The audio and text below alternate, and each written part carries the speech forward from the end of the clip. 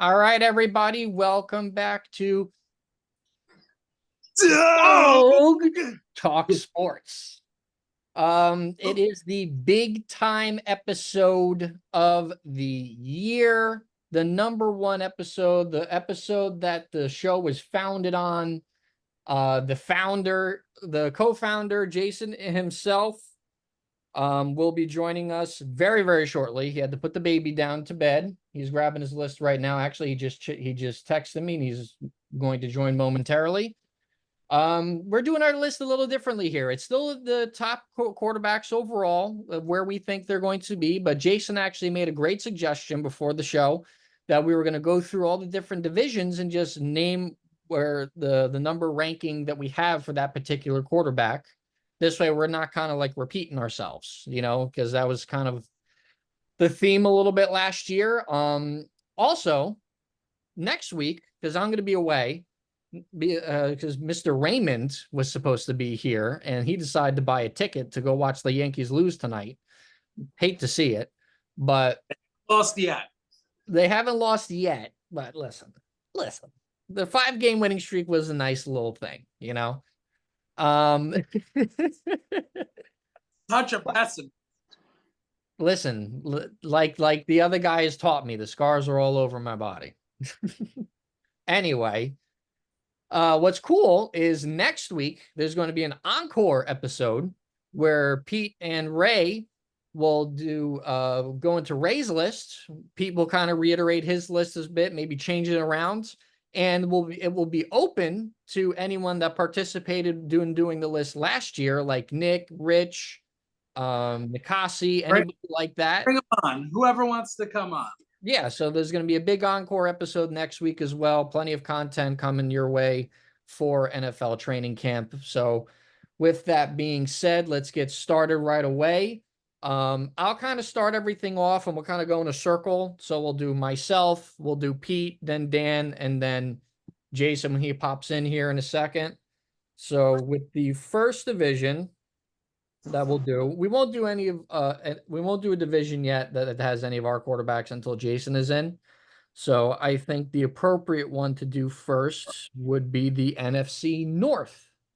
So with the NFC North, let's start with the Chicago Bears. The Chicago Bears picked number one overall this year, took Caleb Williams out of USC.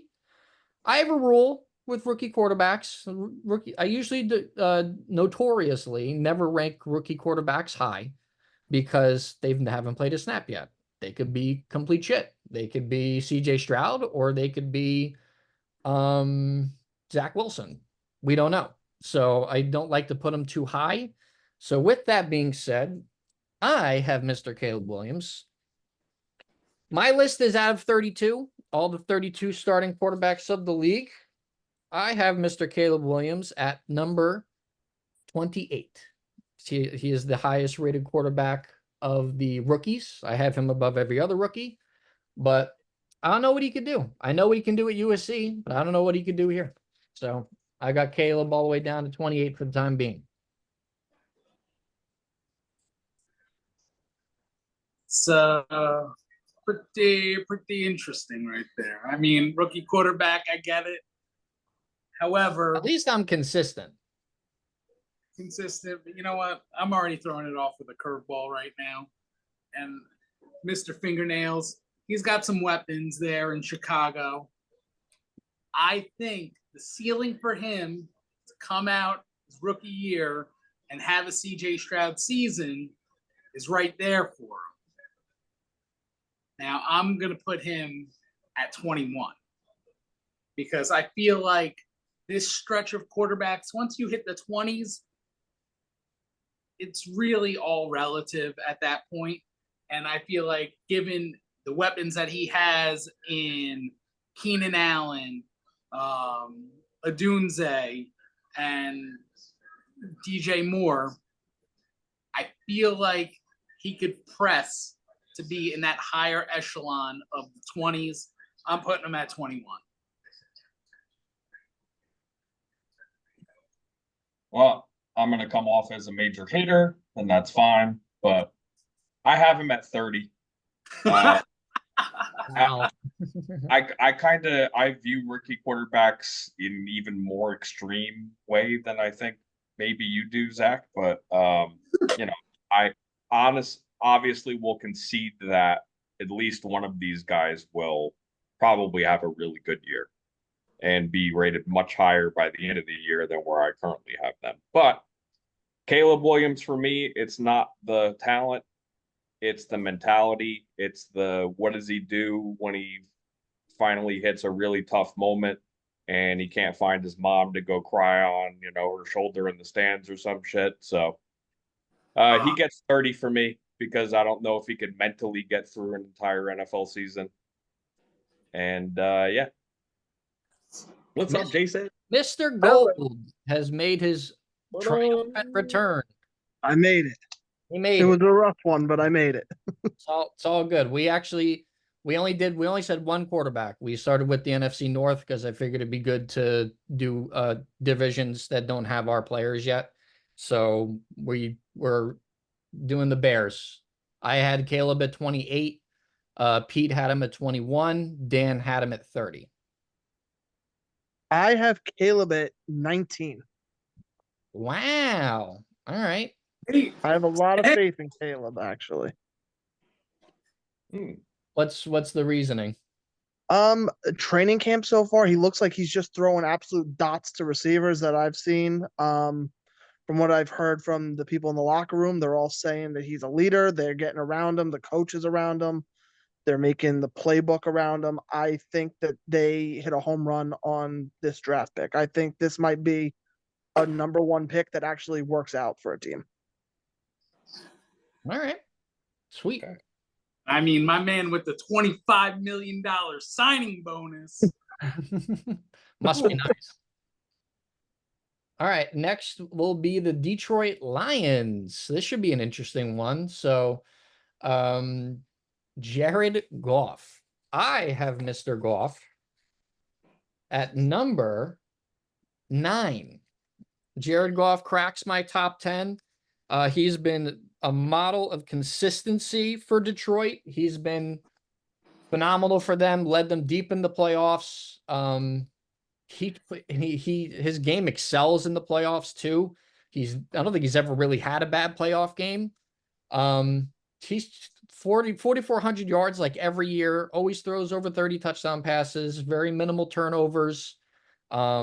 He's just built for Detroit. Like the career he's having in Detroit right now is a lot better than what he was doing in LA. And I know he had a couple of really great years in LA, even went to the Super Bowl. But I just think this version of Jared Goff in Detroit is the best one. And he's one of the best pure pocket passers in the NFL right now. He's at number 9 for me. I would like to take this opportunity to offer a formal apology to Mr. Jared Goff and put the respect on the man's name after I left him out of my top 10 last year. I think I had him maybe in like the top 15. I apologize, sir. It meant no harm. Jared Goff this year, lucky 7, baby. Because he came out slinging. He heard this episode and was like, not in the top 10, fuck y'all. 4,500 yards, 30 tuds, 97 rating. Dude was throwing fire. I mean, he led that team, took them to the playoffs. One fucking Hail Mary pass that the defense couldn't cover, and Detroit lost to San Francisco. Could be a different story this year. Top 7. You have him at number 7? Number 7. Wow. All right. Mr. Daniel? All right. Well, yeah. I mean, you guys pretty much hit it on the head. Everything that I was going to say, the consistency with his numbers, and then you look at the personnel he has around him. Their offensive line is really strong. They have really strong skill position players.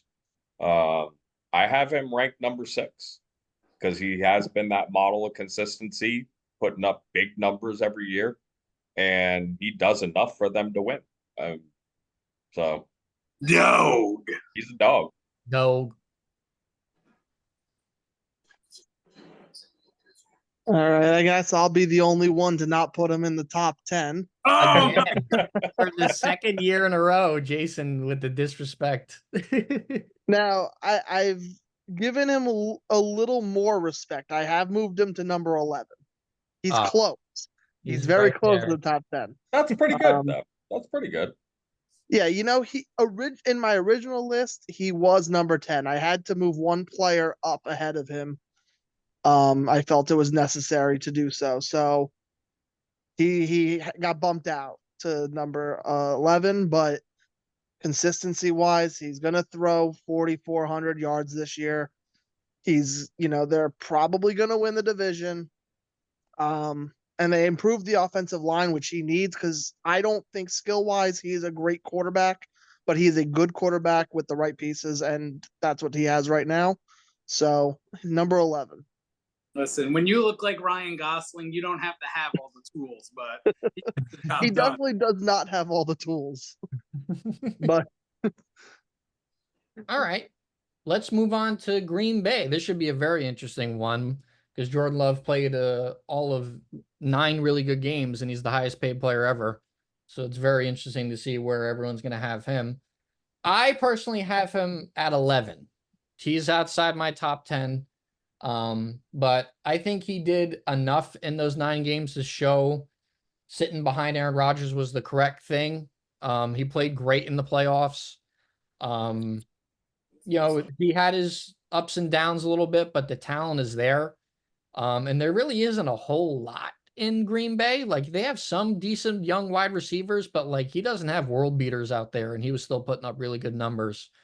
And then went into Dallas and went doo on Dallas. So he got a couple bonus points for me on that one. So I have him at 11. 4 years, $220 million, 160 guaranteed. That right there gets you number 12 on my list. I mean, last year, I think I had him in the 20s. It was you don't know what you were getting from him, but sitting underneath that Aaron Rodgers learning tree, osmosis kicked in, and I think this is going to be a big year for him to really even elevate his game. I mean, like Zach said, Romeo Doubs, Christian Watson, you're not throwing to CeeDee Lambs and Justin Jeffersons of the world. So, I mean, take that into consideration. You add Josh Jacobs there. That should help him a lot. I think it's a little higher on that ladder this year, but right now, number 12. I have him at 14 and the second best quarterback in the division.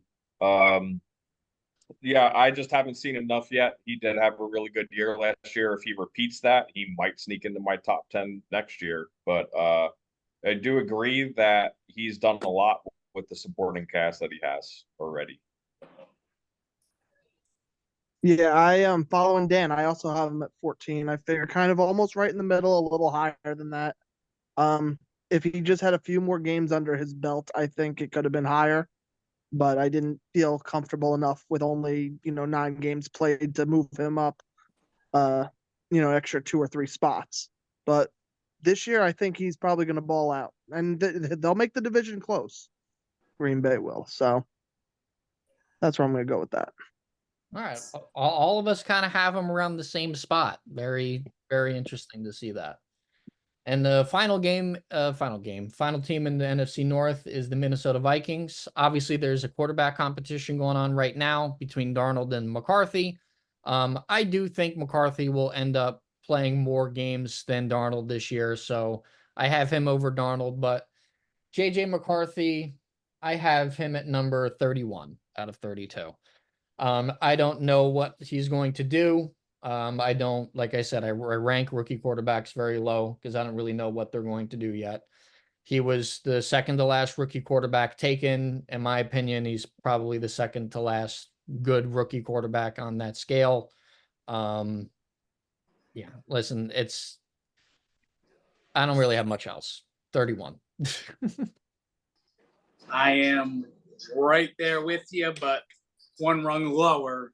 I have him at 32. Okay. Jim Harbaugh's boy, from what I've seen, has just been getting pick sixth in fucking training camp. It doesn't look pretty. I mean, big reach, I think, for Minnesota looking to grab a quarterback after they let Captain Kirk sayonara off into the sunset. Rookie quarterback, not showing a lot right now. 32. Could have been 31, but from what I've seen so far, 32. So the Vikings, for me, have the fourth and fifth best quarterbacks in the division. I have J.J. McCarthy at 31. I do believe he'll play most of the games this year. Well, I don't believe he'll start the season, though. I do think Sam Darnold will start and probably either get injured or fumble or throw too many interceptions. Sam Darnold, I have ranked at 34. All right. Yeah, I do have JJ McCarthy playing the majority of the games. I think Sam Darnold probably plays the first 5 and then JJ McCarthy comes in. So I have JJ McCarthy at 31. Listen, he's got nothing special. There's really nothing special about him. There's not one attribute or skill that I could say this guy's got something that can make him a great NFL quarterback. But he's got the best wide receiver in football, potentially one of the best wide receivers to ever play the game on his team. And they got Aaron Jones too. So he's got someone in the backfield to kind of dump the ball off to if he needs to. So he's got the pieces to lead him to some sort of success and competency. If he could do that, I don't know. But I'll put him at 31 for now. I will say, you hit on this. This will be a good test for how good Justin Jefferson really is. If he helps elevate McCarthy's game, then because McCarthy, I don't think has any game. So it'll be interesting to see what Jay Jettas gets out of him. Yeah, I mean, I think he was carried so hard by that ridiculous Michigan team. I'm just going to go out on a limb and say it. Oh, And absolutely. I just don't think there's anything special there. I think he's a very, very typical pocket passer that needs pieces around him. And I mean, there are pieces there. You know, it's a good spot for him to be in. They got a great young quarterback coach, and you know, Minnesota has a good coaching staff. So I don't know, maybe he'll be something. I would contest this idea that there's nothing special about him. He had the second strongest arm behind what's his name that's with the Patriots now, Milton. I don't know. I'm just saying. I mean, it's tough to get drafted into the NFL in the first round and not have any traits. It's very vanilla. Yes, that's the word. I think vanilla, people bland. I think people look at him and kind of judge him based on that. That's kind of what I think. Well, it's a very judgmental league. That's fine. That's fine. But you know what? People looked at Drew Brees and said the same thing. So I'm saying, don't. Right now, I have him ranked at 31, but don't overlook the kid that much. Hey, I like fidget quarterbacks. Don't worry about it. Hey, that's fine. Yeah. Sometimes they work. All right, let's go to the AFC North. We'll start off with the Baltimore Ravens, the MVP winner. Some people thought he didn't deserve MVP. I'm one of those people. I thought Dak Prescott should have won it. But that's neither here nor there. I have Lamar Jackson at number 7 on my list. His rushing ability is incredibly dynamic. He seems to crumble in the playoffs, and that's a big deal for me because he has all the tools to be an all-world quarterback, but he's not clutch. He's not really super accurate throwing down the field, but he does everything else well. I mean, he's won multiple MVPs now. One of the best dual threat quarterbacks the league has already ever seen. So I got him in my top 10, even in my top 7, but I have him right at number 7. I have Lamar at number 5 this year. MVP, I mean, he's a dog until it's time to take the leash off. And in the playoffs, woo, you stinky.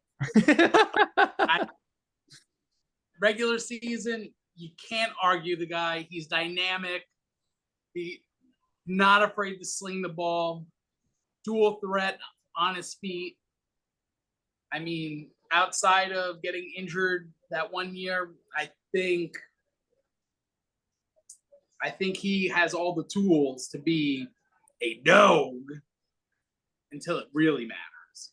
But I think overall, number 5. I think Lamar Jackson, when healthy, gets you to those games every year, and for that reason, I have him ranked number 3. I have him as the best quarterback in their division. What two-time MVP? I mean, I understand. I do agree with you, Zach. You know, I think McCaffrey should have won MVP, but there weren't any other quarterbacks other than Lamar Jackson and Dak Prescott who could have won MVP. And I think personally, I think Dak should have won. If you're going to pick a quarterback, it should have been Dak. and you could easily argue that. I'm just saying, And I'm a Giants fan. You just look at Lamar Jackson's numbers year in and year out, and not just last year, and the fact that he has 2 MVPs. I don't know how he could be outside of like at least the top 3 at this point. I get the playoff thing, but he gets your team into that dance every year. That's pretty important. So you have him at number 3? Yeah. All right. Well, I have Lamar Jackson at number 2. There you go. Number 2 for his I 2 thought about MVPs that he's won. I thought about it, Jason. I did. He's the best quarterback in that division. He's a Mhm. 2-time MVP winner. And when healthy, he is the most dynamic player on the field, no matter what, other than maybe Christian McCaffrey. Yep. And I mean, that's just an anomaly. Lamar Jackson, what he can do is unlike any other quarterback. I know what Dak Prescott did. Throwing the ball was great, but no one's running 800, 900 yards a season. It's just not happening for any other quarterback. And they went out and they got Derrick Henry. I mean, you know what this team can do now with this playbook with Derrick Henry and Lamar Jackson, and you don't know who's going to run the ball? This is setting up Lamar Jackson to have a great season. Derrick Henry, I know, doesn't catch the ball a lot, but I know they're going to design a lot of plays where they're going to fake the run. They're going to dump it off to him. It's going to be crazy for Lamar Jackson. I think as long as he stays healthy, he's got another chance for another MVP this year. Derrick Henry has taken screens to the house plenty of times. Yep. Plenty of times. So I agree with you. All right. So I'm on the low end here for Lamar. Yeah, you just don't like black quarterbacks. Yep. I'm very racist. Anyway. Go ahead, Pete. Perfect time to thank our sponsor, Swedish Fish. Also, remember that the thoughts expressed by those in this podcast are not the overall consensus thoughts of the other co-hosts and of Dog Talk Sports. Back to you guys. That's right. Real quick, I would like to also include Modelo. Chelada is one of our sponsors as well. What a Texan. What a Texan beer. Yep. Yeehaw. Yeehaw. Yeah. All right. Cincinnati Bengals. Mr. Joe Cool, Joe Burrow. I have him in the same spot as last year. He's number 2 for me. He's the only quarterback to consistently beat Patrick Mahomes, and that means a whole lot to me. He's been to the dance. He's beaten Mahomes to go to the dance. His injury concerns have raised. I don't like how much he's getting hurt lately. So if he gets hurt again, I'm going to have to dump him a little bit lower in my list going into next year. But behind Patrick Mahomes, this is the guy, in my opinion anyway. So that's why they call me Slim Shady. He's back. Joe Burrow with the buzz cut, the faded blonde. Woo-wee! I love it. I love the new look. It's horrendous looking. It's so awesome. bad. He brought it. He went to WrestleMania, and he has those Cody Rhodes vibes right now. That's what he's got going on. Joe Burrow, Joe Shiesty. This one's for Ray. I got him in my top 4 right now. Number 4, Joe Burrow. When he's healthy, it's hard to argue against the guy outside of Patrick Mahomes. He really gets it done. I would have had him a little higher if it wasn't for the injuries. So I'm going Joe Burrow, number 4. No quarterback is more efficient in the pocket than Joe Burrow. He is my number 4 quarterback. He would be back at number 2 had it not been for injuries. Dope. And I have Joe Burrow at number 3. As of right now, he's going into the season 100% healthy, as far as I know. And when he was healthy last year before his injury, I believe in week 6, 7, whenever that was, he was the highest accurate passer in the league. So how do you not put him at number 3? Fair. So, Don't forget, he was hurt in training camp last year, too. Yep. Yeah, the calf injury going into the season, he was horrible in like week 1 and 2. Then he had like 5 great games, and then he hurt his thumb, I think, and it was done. I believe it was a wrist injury. He tore Wrist, it yeah, like maybe wrist, yeah. It was a horrendous decision by the team to have him start the season. Horrendous decision. That's the Bengals for he you. needed 2 extra weeks of rest. That's what it was. Yep. Well, that's the Bengals. Bengals are going to bangle with their quarterbacks. All right, Cleveland, Mr. Deshaun Watson. This should be an interesting one. I struggled with this one a lot because the talent is still there. You know, this is still the same guy that before he decided to do some things, Touch some buttholes. and, you know, be not so nice. You know, this was a guy that was going toe to toe with Patrick Mahomes in Kansas City. And he also is a very dynamic rusher. And he's kind of been more of a pocket passer lately. He hasn't been running as much due to his injury concerns. And he's been getting hurt a lot since being in Cleveland. Maybe it's the cold weather. I don't know.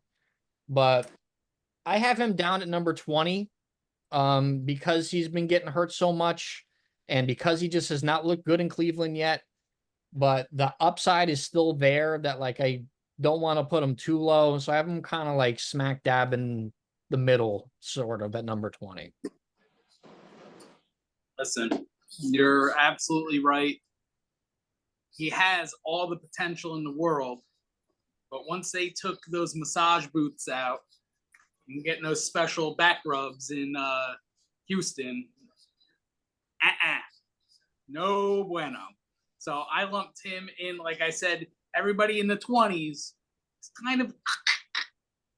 kind of condensed there. I got him number 24.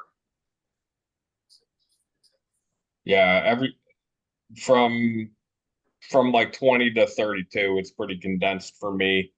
I've got him at 28, and it's simply because, I mean, you think about what we thought of this guy. No argument. Will you think about what we thought of this guy in, say, 2020, coming off of that MVP-like season for Houston? We were like, oh, this guy's top 3. He's going to be there along with Mahomes for years to come, blah, blah, blah, blah. And just look at how hard he has faded out of the spotlight because of all this shit and the leadership thing that comes into question and grown men having to follow you in a huddle and all that kind of stuff. So for me, it's the mentality, attitude, leadership thing that I question with Caleb Williams. And I know there have been reports that Caleb is doing great, but I'm just saying, once it comes down to the nitty gritty of an NFL regular season, I don't trust it. I don't trust Watson. I don't trust Williams. So 28 and 30. There they are. The worst contract in NFL history. Oh, yeah. Oh, yeah. Fully guaranteed. Gotta love it. Let's see. I had Deshaun Watson as my keeper last year in fantasy. Me He too. was my only quarterback that I drafted in that league because I was so high on him. I traded for him in my dynasty league because of how high I was on him, even though he was struggling midseason. I And traded. I vowed that that man would forever be on my shit list. So, Thanks that for being Jared said, Goff. yeah, you're welcome. This being said, I am back on the Deshaun Watson hype train. He's going number 16 on my list. Um, Big fan of the massage parlor, are you? I I love what I'm seeing in training camp. He is absolutely hitting every target he's throwing deep down the field. Um, he's throwing a bunch of no look passes. I really like what I'm seeing from him right now while he's healthy. So I'm putting him right there in the middle at 16. I wanted to put him at 30, but I'm back on the hype train a little bit. Oh boy. He's gonna do it to himself. I'm gonna do it to This is gonna myself. be your he's your new David Johnson. These guys wouldn't know that, but Listen, Just I love when David I was Johnson. out, they pull me back in. Oh, Rizzo had a couple years where he was in love with David Johnson. Remember that, Pete? Every year was Every like year he had David Johnson, no matter what was going on. trying to get that fix because he got him on that like super MVP year. Yes. It was like, oh, got it. He's Listen, there. I might be the only one who bought a David Johnson jersey when the minute he was traded to the Texans, I bought it. I do remember that. Oh my God. I do remember that. final team in the AFC North, the Pittsburgh Steelers. Sean Steelers. We got a couple Steelers fans, listeners of the show, so we always got to talk about the Steelers a bit. I personally think Russell Wilson will play the majority of the games unless, there's injury or anything like that. Then maybe Justin Fields will hop in. So like both of them kind of pretty much to me are the same thing. But I do have Russell Wilson at 19. I have him one leg higher than Deshaun Watson here. He's getting up there a little bit. He can't really move too much, but he's still a giant cornball. He had a decent year in Denver. I don't know how he's going to be in Mike Tomlin. Maybe he responds well to Mike Tomlin. I just don't really know about their offensive coordinator there, man. I mean, Arthur Smith is, what he just did in Atlanta, it really leaves you not too much confidence for what he can do in Pittsburgh, but he's good enough in my opinion where I got him at number 19. Well, winning. I also have Russell Wilson at 19. However, Russie, I think, can still cook a little bit. And he is a huge cornball because I can't wait for that iron sharpens iron line right before he hits the huddle. But I also think Justin Fields looks pretty good too from what I've seen. I would expect to see some dual opportunities where they interchange both of them. But yeah, Justin Fields or Russell Wilson, I'll put him at 19 based on the surroundings. And if George Pickens doesn't go completely bonkers out there in Pittsburgh, they have a decent wide receiver to throw to. Yeah, Russie, he's earned it. 19. You guys hit on some solid points, especially Pete with this idea that they could be mixed and matched and deployed in all different kinds of ways, and that we heard some rumblings that Justin Fields might be used as a returner in the kicking game. Yeah. The Steelers gave me a headache this year with this list because I just don't know where to put these guys. I don't know how much either of them is going to play. I don't know what they're going to do. To me, Fields still has the better upside at quarterback, and Russell Wilson brings that experience and should be the better game manager type player. So I just, if you're asking me, I have no idea what they're going to do. And for that reason, I had to put them into this condensed portion of my list in the mid 20s at 25 and 26. Justin Fields and Russell Wilson, the third and fourth best quarterbacks in the division. All right. Yeah, I kind of feel the same way, Dan. I kind of had to just throw them in the middle of the 20s. I was down on Russ for the last like 2 years now at this point. But he now has a great head coach in Mike Tomlin who just can't seem to lose any less than 9 games in a season. So that being said, I see Russell Wilson winning games. They're not going to be pretty. And I want to say that Justin Fields will get to be the starter at some point in the season over Russell Wilson, but I don't see them losing enough games to make that a justifiable switch at quarterback. So I think Russell Wilson kind of just stays the quarterback for the season. They win their 9 or 10 games because it's Mike Tomlin, and he kind of just fades into oblivion, hopefully, after that. That's a good point. Let's not forget the Tomlin effect, because Oh yeah. he kept that team in it with Hands. the baby hands. Oh yeah. And let's not sleep on Russell Wilson. Had a pretty decent year on a shit Denver team. 3,000 yards, 26 touchdowns, a 98 rating. Not bad numbers. That's for somebody that couldn't cook anymore. And I don't know if he couldn't cook because he's lost some ability, or is it a product of what was going on in Denver? Well, I think you hit on it before, right? I mean, you have to factor in the coaching aspect of all of this. And that's what made it so difficult for me is you could look at those numbers from him last year, and then you look at the ability of Justin Fields, who's the fastest quarterback in the league. And you can make a case that both could play a lot. And you can make a case that they could win with both.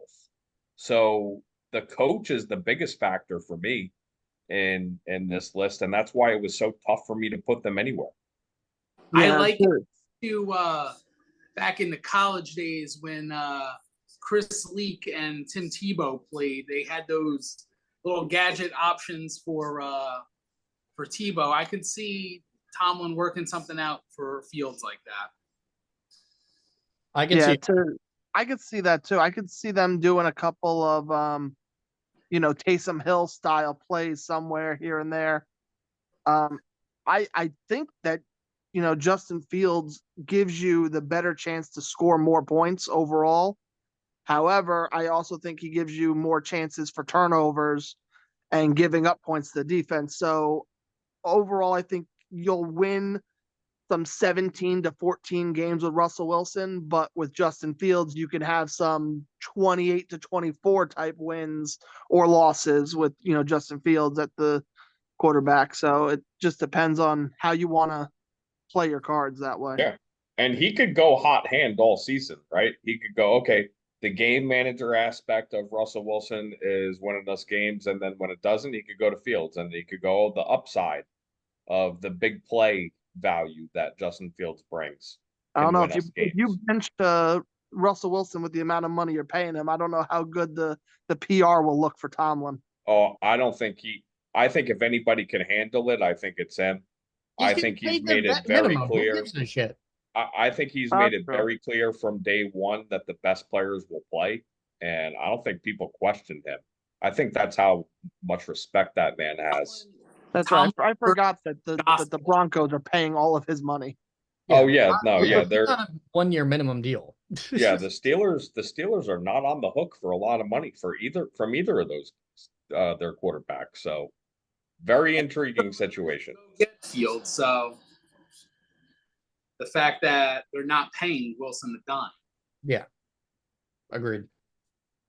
All right, let's go back to the NFC.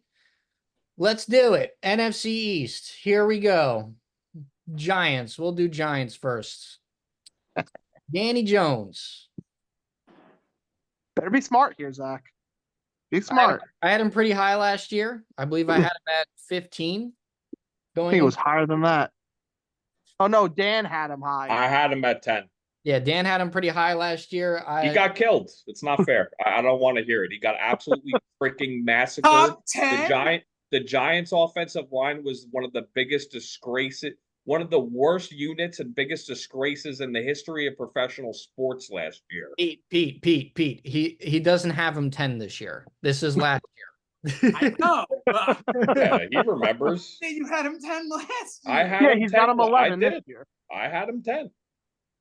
Look, he was going off of how well he played in 22 with fucking Walmart greeters. With Brian Daboll, who had proven to be successful with the same style quarterback somewhere else. So I don't know. I didn't think it was that bad a guess. All right. Well, I have Danny Jones much lower this year. Mainly because I can't really trust him to stay healthy above anything else. He's only played one full season. He's only really played one full season, and that was in 2022. He's had neck injuries. He has a torn ACL now. He's pretty much had a neck issue since his rookie year. And he probably has a neck issue because, like Dan just mentioned, the Giants had the second worst offensive line in the history of the National Football League, giving up 87 sacks. I mean, it's just otherworldly how bad the Giants' offensive line was last year. So I have him dropped into the 20s. I have him at 23. I have him over a couple other starters that are really low end across the NFL. When you get into the mid 20s, it's, like Pete said, it's kind of neither here nor there. So I got him at 23. He can still run. He still has the rushing ability. He has Malik Neighbors this year, who is just a fucking freak in nature at training camp. He's the best player on the field. He has a much better offensive line this year. They have a legit O-line coach. If he could stay healthy, he might have a pretty decent season. I don't know if it'll be good enough to convince Joe Shane and the regime to pick up his contract again, because they could cut him next year. There's no more guaranteed money. But I have him at 23. Dan, the fact that you had him top 10 last year still fucking fucks with my head right now. We're gonna remember this for next year too. Oh, we will. We will. Oh, we will. Fucking smoking that Mexican dirt weed down there in fucking Texas. Oh no dirt, no dirt. All natural. All natural, baby. Oh yeah. So Yeah. with that said, Daniel Pennies, he does get clumped into the mixture of the 20s. I wasn't high on him last year. Definitely not high on him this year. Danny Jones, 26. Okay. So I guess Daniel Jones is probably going to be the highest on my list than he is for anybody else, which again is fine. I have him at 16. And Jesus the reason Christ. is the reason is that I do think the Giants made some major improvements to their offensive line. I do think they grabbed themselves a number one wide receiver. I do think they may have hit on a sleeper at tight end. I think Boyd's got some things to work with. Now, yes, they lost Saquon, and that's going to hurt, but they'll replace him in the aggregate with 2 or 3 other backs, and it'll be just the same probably. So give me Danny Jones at number 16, and I will take it all the way to either my shame or the bank by the end of the year. So do you have him number 16 because he's now the 16th highest paid quarterback in football? No, I do not. I had him at 16 just because that's where he fell, and I had him around other quarterbacks that have similar career numbers for the amount of years that they played.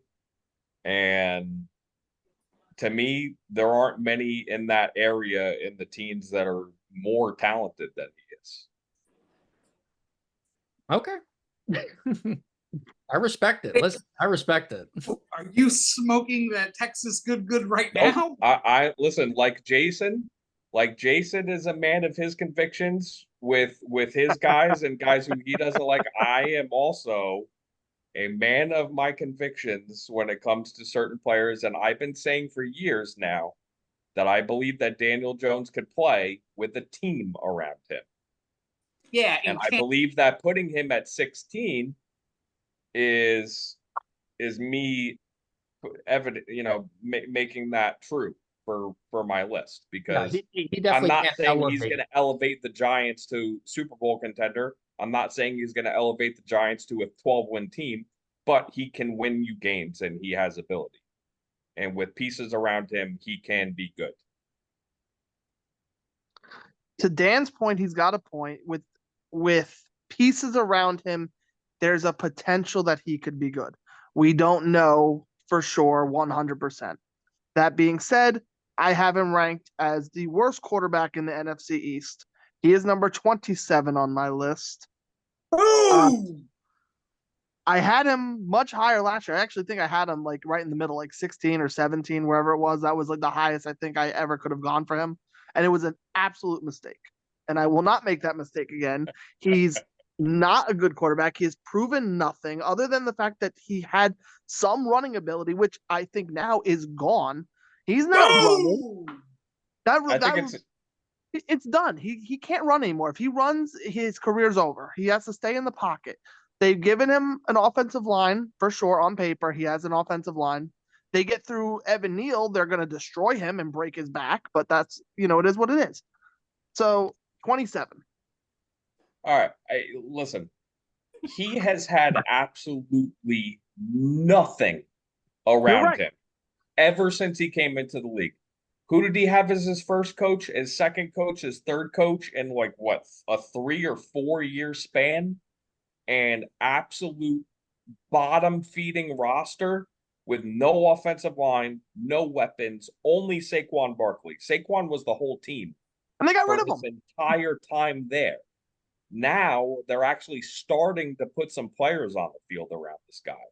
So I just don't know what player you guys think, other than one that could run like Michael Vick, who would make the Giants any good No, with listen, that the kind of roster. Giants went out. They got Malik Neighbors, which is a fantastic pick. I agree. He's a great wide receiver. He might be the best wide receiver in this draft potentially. He has the contention to be better than Harrison. It's a potential, but he needs a quarterback to still throw him the ball. And so far, I've seen a lot of underthrows from Danny Jones in training camp throwing to him. He doesn't have the running ability. He doesn't have the running back that he used to have in Saquon Barkley. He has Devin Singletary. And there's no competition between Saquon Barkley and Devin Singletary on who's going to give him the better opportunity to succeed. They got rid of the one guy that I think could have protected him and saved him from absolutely ending his career with injury. So he has to go down bottom tier of the list. Listen, in 3 years, I will eat my words and I will have him as a top 10 quarterback when he's for the San Antonio Brahmas in the UFL. Look, I don't want to stick on this too long. I know we have a whole list to do, but I want to, Pete, you'll remember Vinny Testaverde.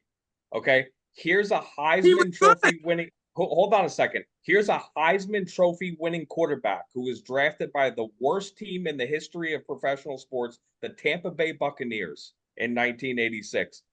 You look at the roster that this dude had around him to begin his career. It's astonishing that he lasted 20 years or however long he played. And he didn't get good until he went to the Ravens when he actually had a team around him, and then to the Jets when he had a team around him. That whole first 5 to 10 years of his career was just throw it out, throw it away. It meant nothing. Absolutely nothing. And Dan, Yeah, I'll just reiterate one final point on that. I believe that if Danny Jones, fully healthy, is absolutely better than 27th ranked quarterback. But okay, fair. He's not 100%.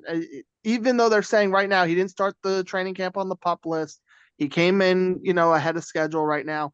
He hasn't missed a The snap. injuries he has, I He's can't with the see first that team.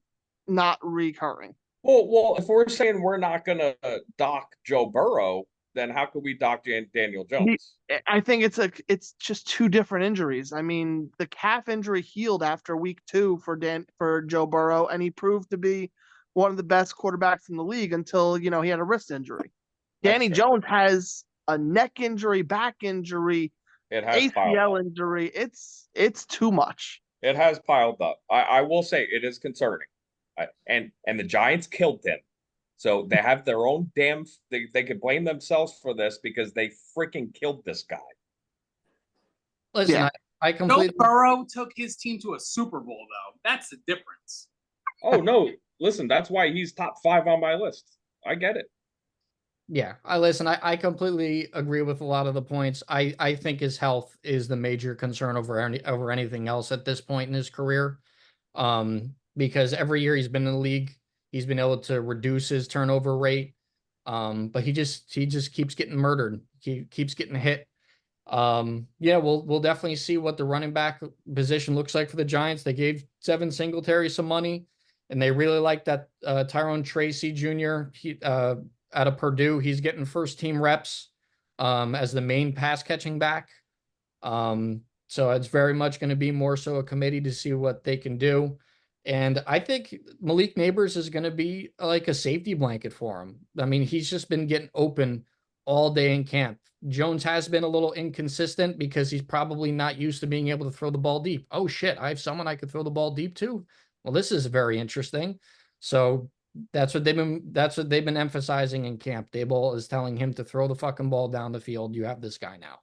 So I think he's trying to get the cobwebs out, trying to gain some more confidence with Malik Neighbors in that aspect.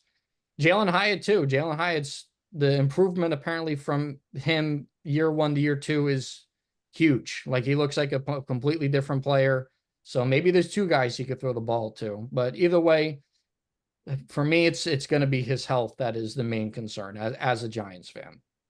I know he has ability. It's just he's never been able to put it together because he's just been too hurt. Let's go to the Eagles. We will talk about Jason's team now. Mr. Jalen Hurts, 1 year removed from the Super Bowl, having one of the best Super Bowl performances a quarterback has ever had in the Super Bowl. Started off the season great, and then the second half of the season for the Eagles was very, very not good. One of the biggest collapses in the NFL since the early 2000s. I know Jason was throwing things around his apartment during all that. It was no good.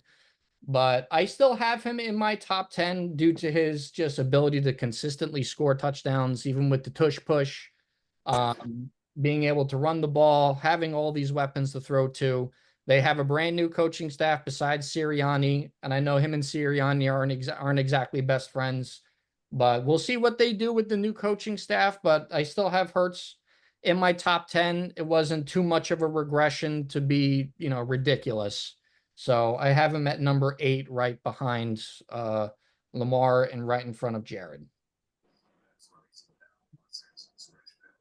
Fly, Eagles, fly. Jalen Hurts. I think last year I had him as my number 2 quarterback. That Super Bowl performance, legendary. He is my biggest faller this year. Mine too. Out of the top 10. Wow. Number 14 this year, Jalen Hurts. Whoa. When you ain't tush pushing, you got nothing. Damn. Oh You shit. I was not prepared at all for that. I was not prepared either. I had Jalen either, but the more I thought about it, and inside the 1 yard line, that's fucking unstoppable when you got people just ramming you right through the fucking O line. That's awesome. But then that play is in question now.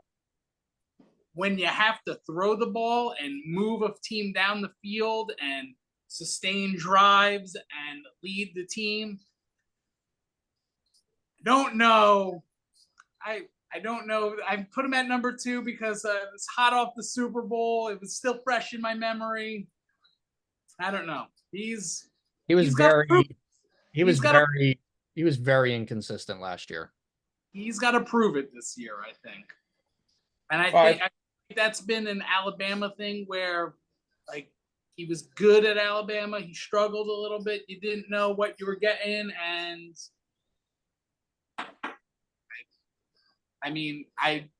you said it.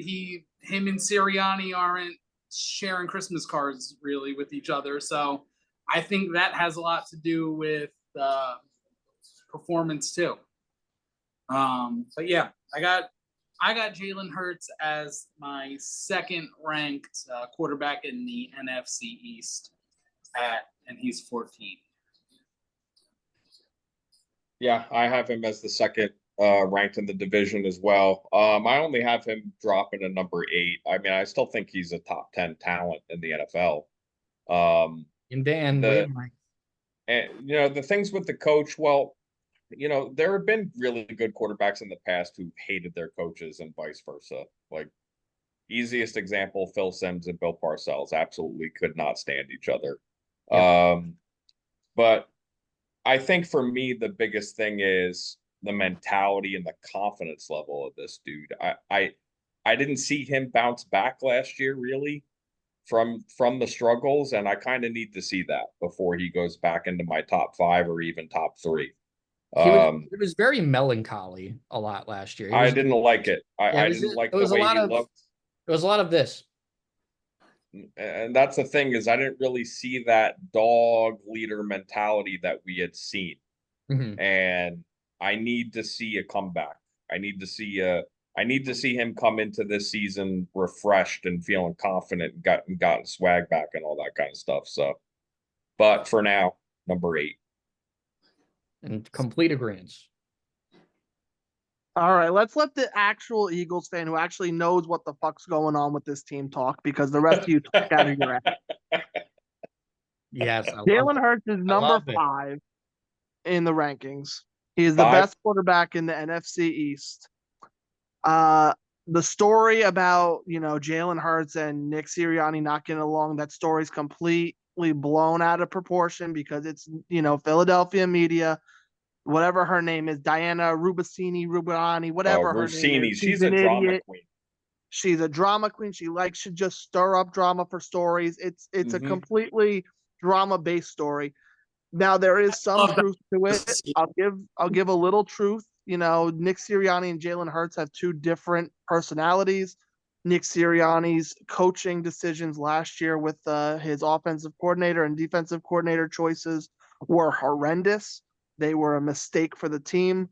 And that was basically taken, away from him this year. They went out, they got Kellen Moore to be the offensive coordinator. That was not a Nick Sirianni decision. I'm sure he didn't even like the fact that was the, first choice. That was a Howie decision, right? That was a Howie decision. That was, listen, we're keeping you on because you've given us 10, 11 wins a year. We can't fire you, but we gotta make some decisions here. And Kellen Moore is that decision. He's creating a playbook based just around Jalen Hurts. He has players in motion for the first time on the Eagles team in the last 3 years. We haven't had any players in motion ever. So there's a lot of dynamics that are gonna go into play here for Jalen Hurts, and fully healthy, he's a top 5 quarterback in the league. Last year, he was playing banged up. He wasn't 100% at the end of the year, and they fell off a cliff. Right now, he is fully healthy. So I have to go into the expectation that he's 100% right now. Offensive line is still a top 3 offensive line in the league, despite Jason Kelce retiring. Cam Jurgens was chosen to replace him by Kelce. He was trained under Kelce. He is a center by, trade. I see no issue with this offensive line and Jalen Hurts. I see not much of a decline in the tush push for Jalen Hurts. I don't see how you can rank him at 14 or whatever stupid number you just came up with. But Jalen Hurts top 5. Yes. I love it. I love Do it. you agree though? He's got to get his swag back a little bit though, Jason. I believe that you're right. Like there definitely was a decline in his swagger, but the thing is, what I've seen from Jalen Hurts is that's not his personality. His personality is very quiet. It's very laid back and behind the scenes, and that's kind of like how he likes to be. He doesn't like to be seen in the spotlight. He puts other people in the spotlight whenever they do interviews post game. He usually brings in like another guy or two and kind of deflects a lot of answers to them and puts them in the spotlight. He doesn't want to answer the questions. That's just not who he is. He's let me do my thing, let the other people have the glory, and I'm just gonna do what I got to do.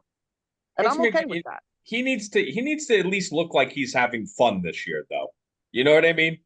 Yeah. Like he but needs to look somewhat interested in playing football. And Tell that they were having fun in the beginning of the year for the most part until they started losing. And you're not going to have fun no more. No one has fun when they lose. I get it, but you like a pitcher, sometimes you have to have a short memory and you have to move on. You have to be that leader. You're the team leader as a quarterback, so everything that he does, or just the look about him, he looks like they're gonna flow with him, man. If he's looking like that, the rest of the team's gonna sag and look like that. The talent is there. My whole Nobody's questioning the talent. Yeah. No, I don't think anybody's questioning the talent. Yeah, it's just the body language and the attitude I was just not a fan of last year. So maybe we could. Because you're a Giants fan, you don't know nothing. All right, we'll do the Washington Commanders. They took a quarterback number 2 overall, Jaden Daniels out of LSU, Heisman Trophy winner. I have my normal theme with my rookie quarterbacks. I don't know what they're gonna do because this is the big boy league. This ain't college no more.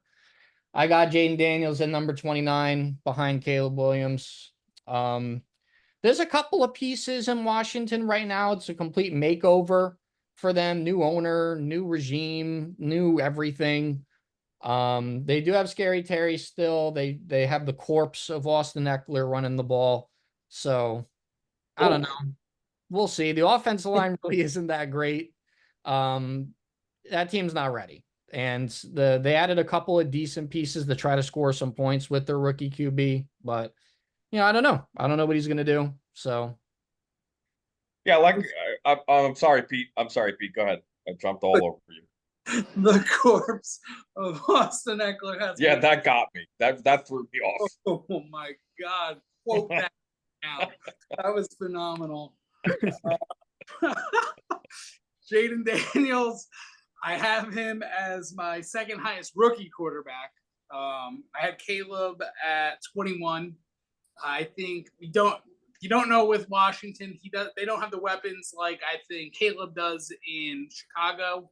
I think Jaden has more of an offensive skill set where he can use his legs more.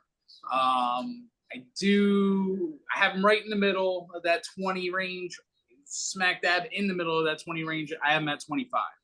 A lot of unknown. You don't know what you're going to get. I mean, I was screaming from the rooftops that the Raiders need to trade up for him. They tried to, couldn't get a deal done. It is what it is. But we'll see. You don't know. Yeah, I agree with Zach, and I've gone even more to the extreme, like how people used to say kickers aren't people. Well, that's kind of how I feel about rookie quarterbacks. So I've got Jaden Daniels as the highest rated rookie quarterback, though, at 29 on my list. I do think, I'm just guessing, but I do think that he is the most ready to play mentally and physically in the NFL. As far as his accuracy, his pocket presence, his ability to move around, his athleticism, his smarts. I think that he has great upside, but for right now, he's not even a person. until he plays the whole year. So number 29. All right. I have him at number 26. He has the, I think, highest ceiling as any of the rookie quarterbacks. The safest rookie quarterback, I think, was Caleb Williams, but Jaden Daniels has the potential to absolutely go off. But he also has a potentially pretty low floor, considering the Commanders are absolute doo-doo water. But I do have him at 26. He is ahead of Daniel Jones on my list. So I'm cool with that. I just gotta say that you guys believe that there's a great talent disparity between the Bears and Washington. I I don't really see that. I think the talent that Caleb Williams has is fantastic. The wide receiver room is way better. The wide receiver room is really good. They brought in Keenan Allen. I mean, that's an absolute target monster. No. That's fine. I mean, okay, so you want to say the Bears win at receiver? They win at Receiver. receiver. They win at running back. Coach. I mean, the coach is good. He's not bad. They He's win done at his job. coach? I don't know if I could say that. I don't know if I could say they win at coach. And It's I kind think of a that, toss-up for me with the coach. yeah, I think the defense of the Bears is highly questionable still. Well, Highly too Yeah, bad he doesn't. Too bad he doesn't have to play on defense. Yeah, I'm just speaking purely based on the offensive skill. Oh no, that's fine. I get that. All right, Dallas, the Cowgirls, Cowboys down in Danville. Yeehaw! You got at least Cowboys. you got at least see you laughing with that one. I got Dak Prescott, who, in my opinion, should have won MVP if you were going to give it to a quarterback. 35 touchdown passes, well over 4,000 yards, cut down on the interceptions. But I'm a Giants fan, so what do I know? But I have Dak Prescott at number 5, top 5, made it for him. He's one of the better regular season quarterbacks in football. It's just when he gets to the playoffs and it matters most. I don't know if it's coaching, I don't know if it's mental, but he crumbles when it matters most. So I have him at number 5 still, though, because of he's just elite during the regular season.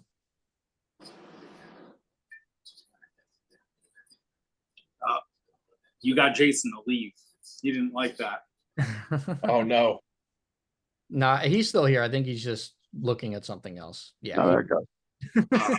He I hit was- the Oh, we wrong thought button. we lost you. No, I scrolled up this thing and I hit the stop video and I couldn't get it to go back on. So, with that being said, Dak Prescott is my number 1 ranked quarterback in the NFC East, just ahead of Jalen Hurts at 13. I mean, phenomenal season. Better stats than Jalen Hurts. But Dak's gonna Dak. He gets a lot of hate. Honestly, if the Raiders don't stumble upon a quarterback this year, if the AOC doesn't work out next year, I will fucking drive Dak Prescott to Las Vegas myself to be the Raiders quarterback. Got to beat the Giants first. Pete, I would agree with you. He won't have to beat the Giants when he plays for the Raiders, so it don't matter. Yeah, I have him just outside of the top 10. Really, probably could have pushed him a little bit higher, but I'm gonna go Dak at 13. Whoa. Okay. Oh.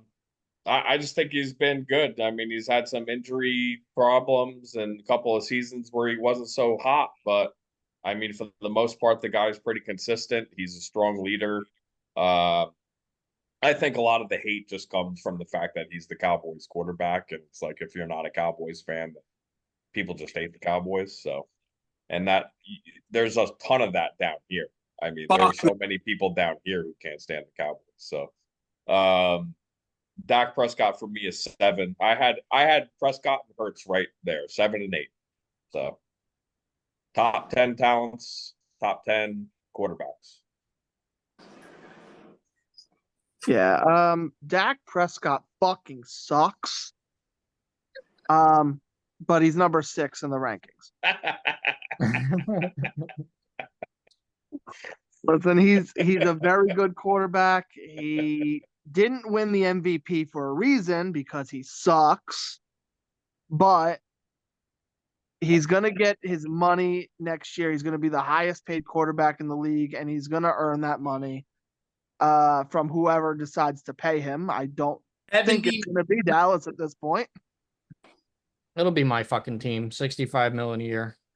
Good. I hope you do. I really, really hope you do. There's a huge possibility. Like, that's a real thing. I mean, he's an improvement over Daniel Jones. So Yes. A massive improvement. Like 20 plus ranking points ahead in my rankings. He's also a big improvement for the Raiders in my ranking. So I don't know. Either one of those teams, I can see. I can see it. Absolutely. I can see it. Listen, I'll be the first one to throw on a fucking Dak jersey. Raiders. Oh God! If he goes to the Raiders, I'll buy a jersey. How could you not? I mean, if you're a Raiders fan and they signed him, you have to be excited about that. Oh, excellent. The AFC East. We going down to the other side. Buffalo Bills. Josh Allen. This is pretty easy for me. I have him number 3. I mean, the amount of touchdowns that he scores is just insane. He's had 3 straight seasons of scoring over 40 total touchdowns. I mean, no sign of slowing down. He did lose Stephon Diggs, but I mean, that could be addition by subtraction because of what a diva he was. They drafted this kid, Keon Coleman, who looks to be pretty decent. But he's such a raw talent, just such a ridiculous physical freak at the quarterback position. And he's been nothing but amazing for Buffalo besides those first couple of years that were rough. And he is Buffalo, in my opinion. And they still have a great offensive line. They have a decent running back in James Cook. The wide receiver room, maybe not as good, but I just don't think it matters too much when he's also rushing for 2 touchdowns a game and throwing for 2 touchdowns a game. I mean, besides Lamar Jackson, no one else has more rushing touchdowns than him, and Jalen Hurts, of course. Josh Allen, he's the premier. Top 3 for me, number 3. Josh Allen, very good talent. Fell a little bit this year in my rankings. I think I had him in the top 5. He rounds out my top 10. I have him at 10. Excuse me? My man, he turns the ball over a lot. So did Brett Favre. Against the Jets. Love Brett Favre. So, I mean, half of his turnovers come against my team, Pete. That's what it is. Oh, he plays them twice a year. He needs to tighten that shit up. Yeah. And I mean, he does turn the ball over a lot, but he scores so much. He does score a lot, but I mean, you're the quarterback. You can't turn the ball over. 18 interceptions. Yeah, but he had 42 touchdowns. 18 interceptions. That's a fucking lot for a starting quarterback in the league. It is a lot. I'm not saying it's not, but that's I don't know. If he didn't turn the ball over as much as he did, I would have him probably in my top 5. What the Bills asked this man to do on a year in and year out basis, what the Giants needed was Josh Allen and not Daniel Jones. And then Josh Allen would have made the Giants good. That's how good Josh Allen is, because he could put a team up on his shoulders. Yes, he does turn the ball over, and that's why, is because he is asked to and counted on to do everything for that offense. He is that offense. So I could go either way with it as far as, is that going to hurt him or help him? But I've got to go on what he's done. And I understand that he lost a big player and they might not be as talented everywhere. But for me, what they ask him to do and what he does in a year in and year out basis, he is the second best quarterback in the league. Number 2 for Dan. Oh, no. Oh, no. We lost Jason. Okay. We'll get What him back out. happened? Well, it's his turn. He's got to go. I know, it is his turn. What the fuck? What the hell? I do agree that Allen turns the ball over a lot, though. He has to cut down on the turnovers. There he is. He's coming back. He's coming back. But dude, you look at the rushing numbers too, along with all the passing stuff. I mean, it's just absolutely sick what this man has done. There he is. He's back. There you go. I think Price is covered. the internet and the cable and stuff was getting a little wonky with the thunder. Yeah, it's storming here, man. Oh, really? Yeah, like bad. Up by you too, Pete? I had lightning skip across the hood of my car today while I was driving. Whoa, that's Oh, damn. scary. Jason, where do you have Josh Allen? Josh Allen. Josh Allen, I have at number 4. I have him as the best quarterback in the the AFC East. I think that the departure of Stephon Diggs might actually be good for him, team wise and team building wise. But they need to get another talent in there, for them to get back to the elite level that they were. Their wins are gonna drop this year because of that. Fair. I agree. The New England Patriots, they took a quarterback, number 3 overall. Even though I'm sure they'll roll out Jacoby Brissett for a little bit, Drake May will eventually play. Number 30 for me. Raw ability, great arm talent, but not a whole lot going on in New England right now. That they need the fucking sun and moon still on that team. So number 30, not much to discuss. I also have a bundle up the entire New England Patriots quarterback room situation, dribble that around 30. If it's Brissett, Drake May, Milton, whoever it may be, 30. Yeah, rookie quarterbacks aren't people. So Drake May is at number 32. And I have Jacoby Brissett at number 39. All right. Yeah, I have Drake May at 30. He has very little help on the offense. You know, Bill Belichick's wide receiver core and running back core that he put together for this team before he departed, I believe is 32nd in the league and 32nd in the league, respectively. So he's got no help. He's got no one to throw to, no one to dump the ball off to. They got Antonio Gibson as a running back with Ramondre Stevenson if he could stay healthy. It's not good. It's not looking good for him. I don't think he starts the year. I think he comes in probably week 7 or 8. But no, not good. No bueno. No bueno. The Jets, the Jets, Jets. Aaron Rodgers. Obviously, the goal for Aaron Rodgers this year is to play more than 4 snaps. The goal is to win some football games. The goal if he completes one drive, the season is a success. Listen, I think this is this is the team that should meet the Chiefs in the AFC Championship game. There is no other team as talented as them in the AFC. They're probably even more talented than the Chiefs on paper. It's just the Chiefs have Michael Jordan at quarterback. But if Aaron Rodgers is healthy, there's no reason why the Jets can't win 12 games, win a division, meet the Chiefs in the AFC Championship, either in MetLife or Arrowhead Stadium. Aaron Rodgers is, even though he's getting up there in age and now we have to worry about his health, still number 4 for me. Let's set the scene. He's running out the field with that fucking American flag. I, as a Raiders, have never been more hyped for the fucking Jets in my entire life.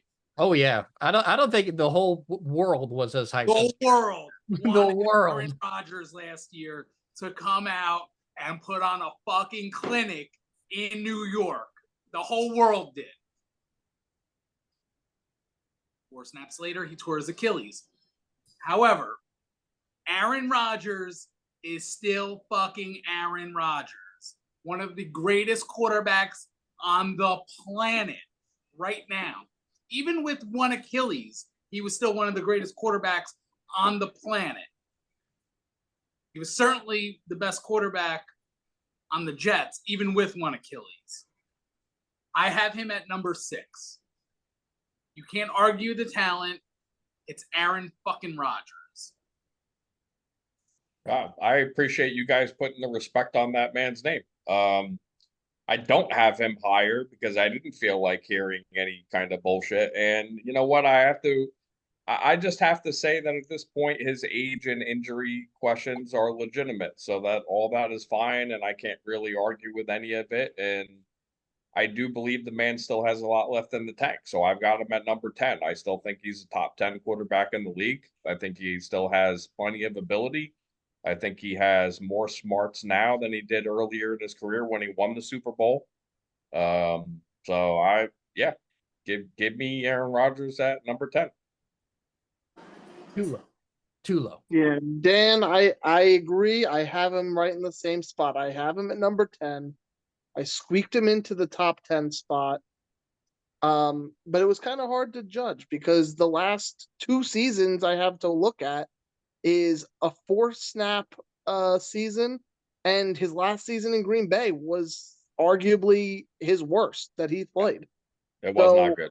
It's hard to make a determination, say that this man is still a top 5, top 6, quarterback in the league when we saw a decline before a massive injury.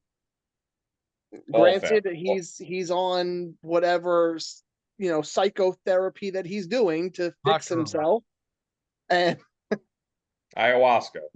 As of right now, he's healthy. He's gonna play week 1, but I do have the Jets actually coming in second in the division behind the Bills as of right now. It's gonna be close. I mean, they might be tied, and it's gonna go to tiebreaker, but I think that the skill level between Josh Allen and Aaron Rodgers is quite large, given the age of Aaron Rodgers and the health concerns. It's going to be hard for them to keep up with that. But the team-wise, I don't think he has to go toe-to-toe with Josh Allen. I think the Jets could beat Josh Allen without Aaron. Yeah, the defense will save you there. The Jets have been beating Josh Allen with Zack Wilson, so I'm not worried about that at all. Aaron Rodgers has entered his Greg Maddux phase of his career. Oh. Doesn't have to throw 95, 96 miles an hour. Aaron Rodgers is going to throw low 90s and paint the fucking corners all day long. He just needs to put the ball wherever he fucking wants to. And his accuracy is going to be the thing that leads the Jets. All right. I like it. The Dolphins wrapping up the AFC East. Tua Tagovailoa just got paid himself. Had a nice bounce back year last year after having serious injury concerns. The injury concerns I feel like will always be there because he's just not a big guy. Every time he gets hit, you go, "Oh God, please get up." So, but extremely accurate. Just a great. It helps to have Tyreek Hill.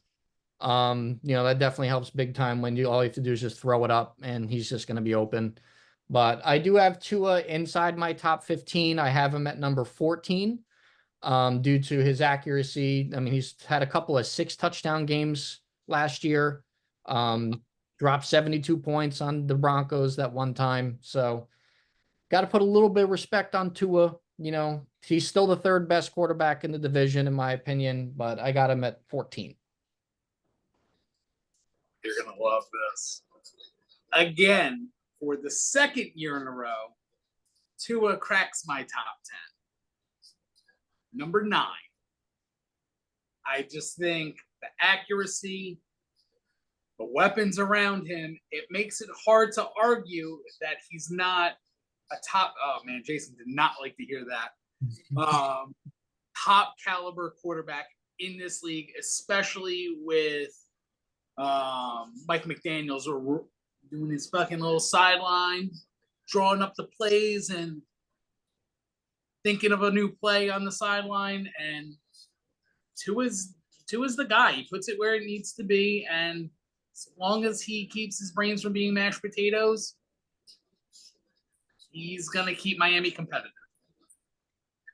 Yeah, I've probably been very unfair to Tua in the past, and that's because of the durability issues and all that kind of stuff. But with all that aside, assuming he's healthy, which he was healthy last year, and I have to assume he's going to be healthy this year because that's how I usually go about this.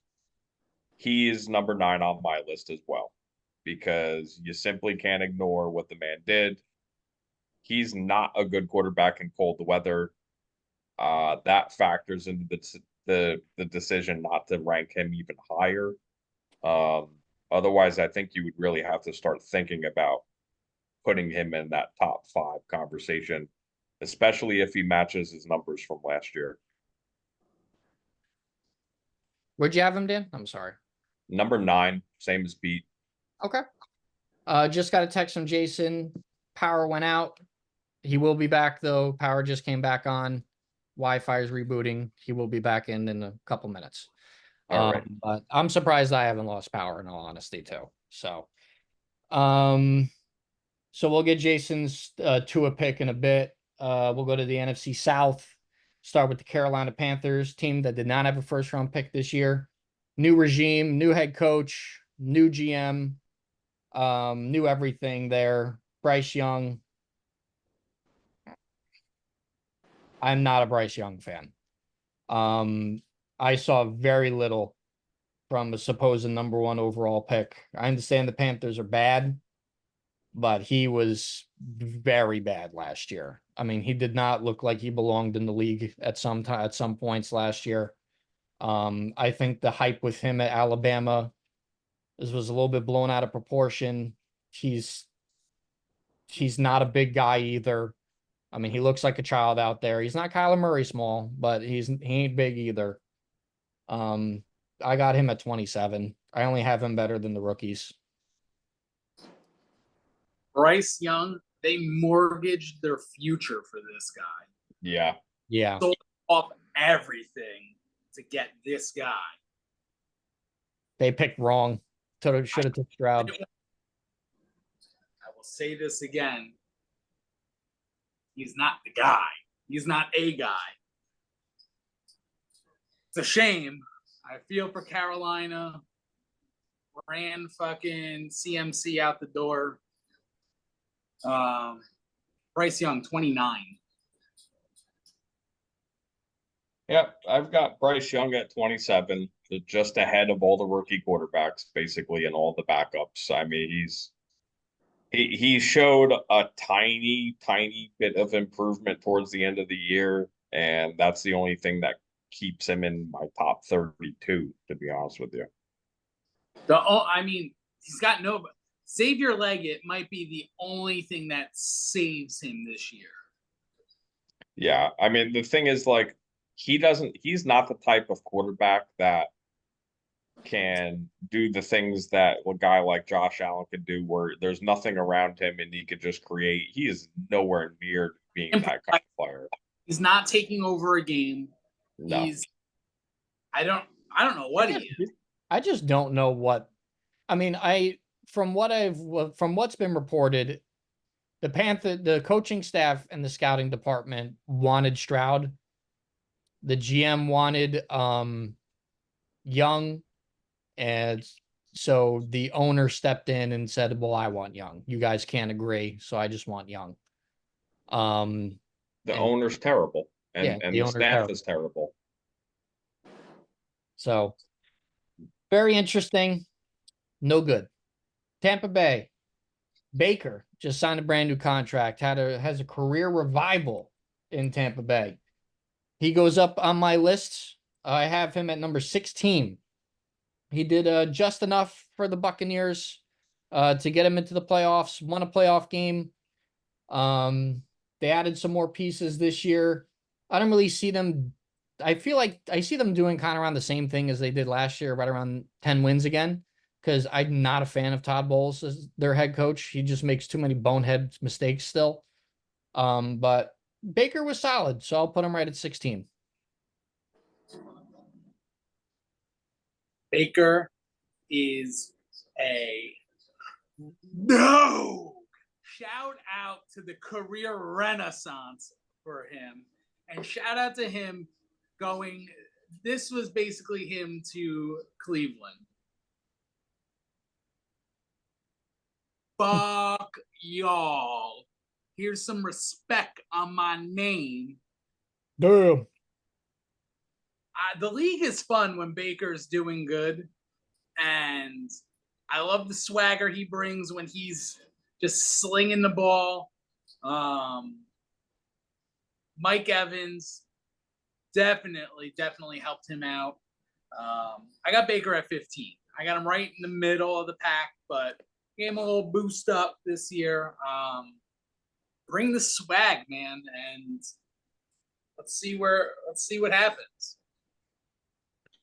This one, I have a feeling I'm going to regret this one the most out of all of mine. I wanted to rank him higher. I just feel like all the guys that I had ahead of him have higher ceilings, and that for that reason, I have him at number 20.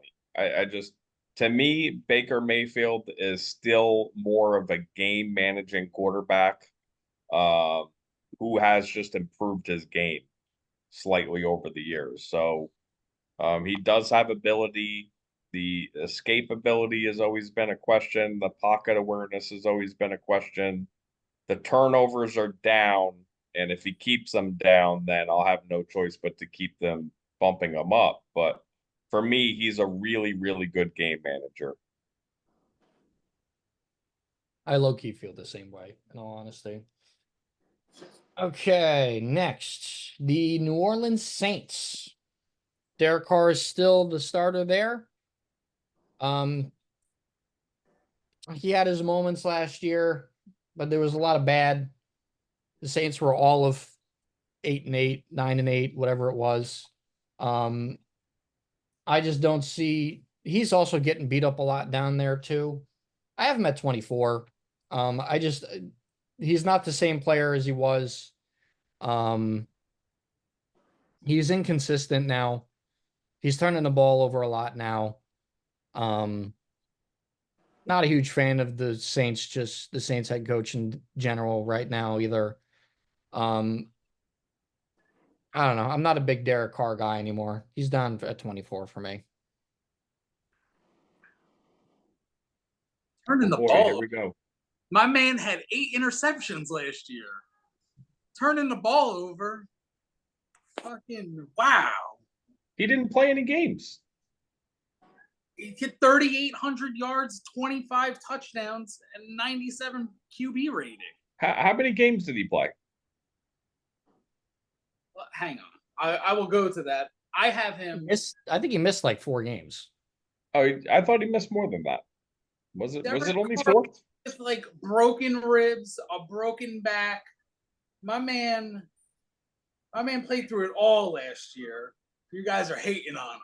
I will not. Listen, I was on the Derek Carr train for so long. I was too.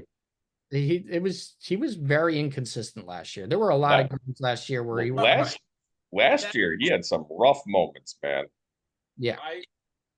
I will not disagree with that.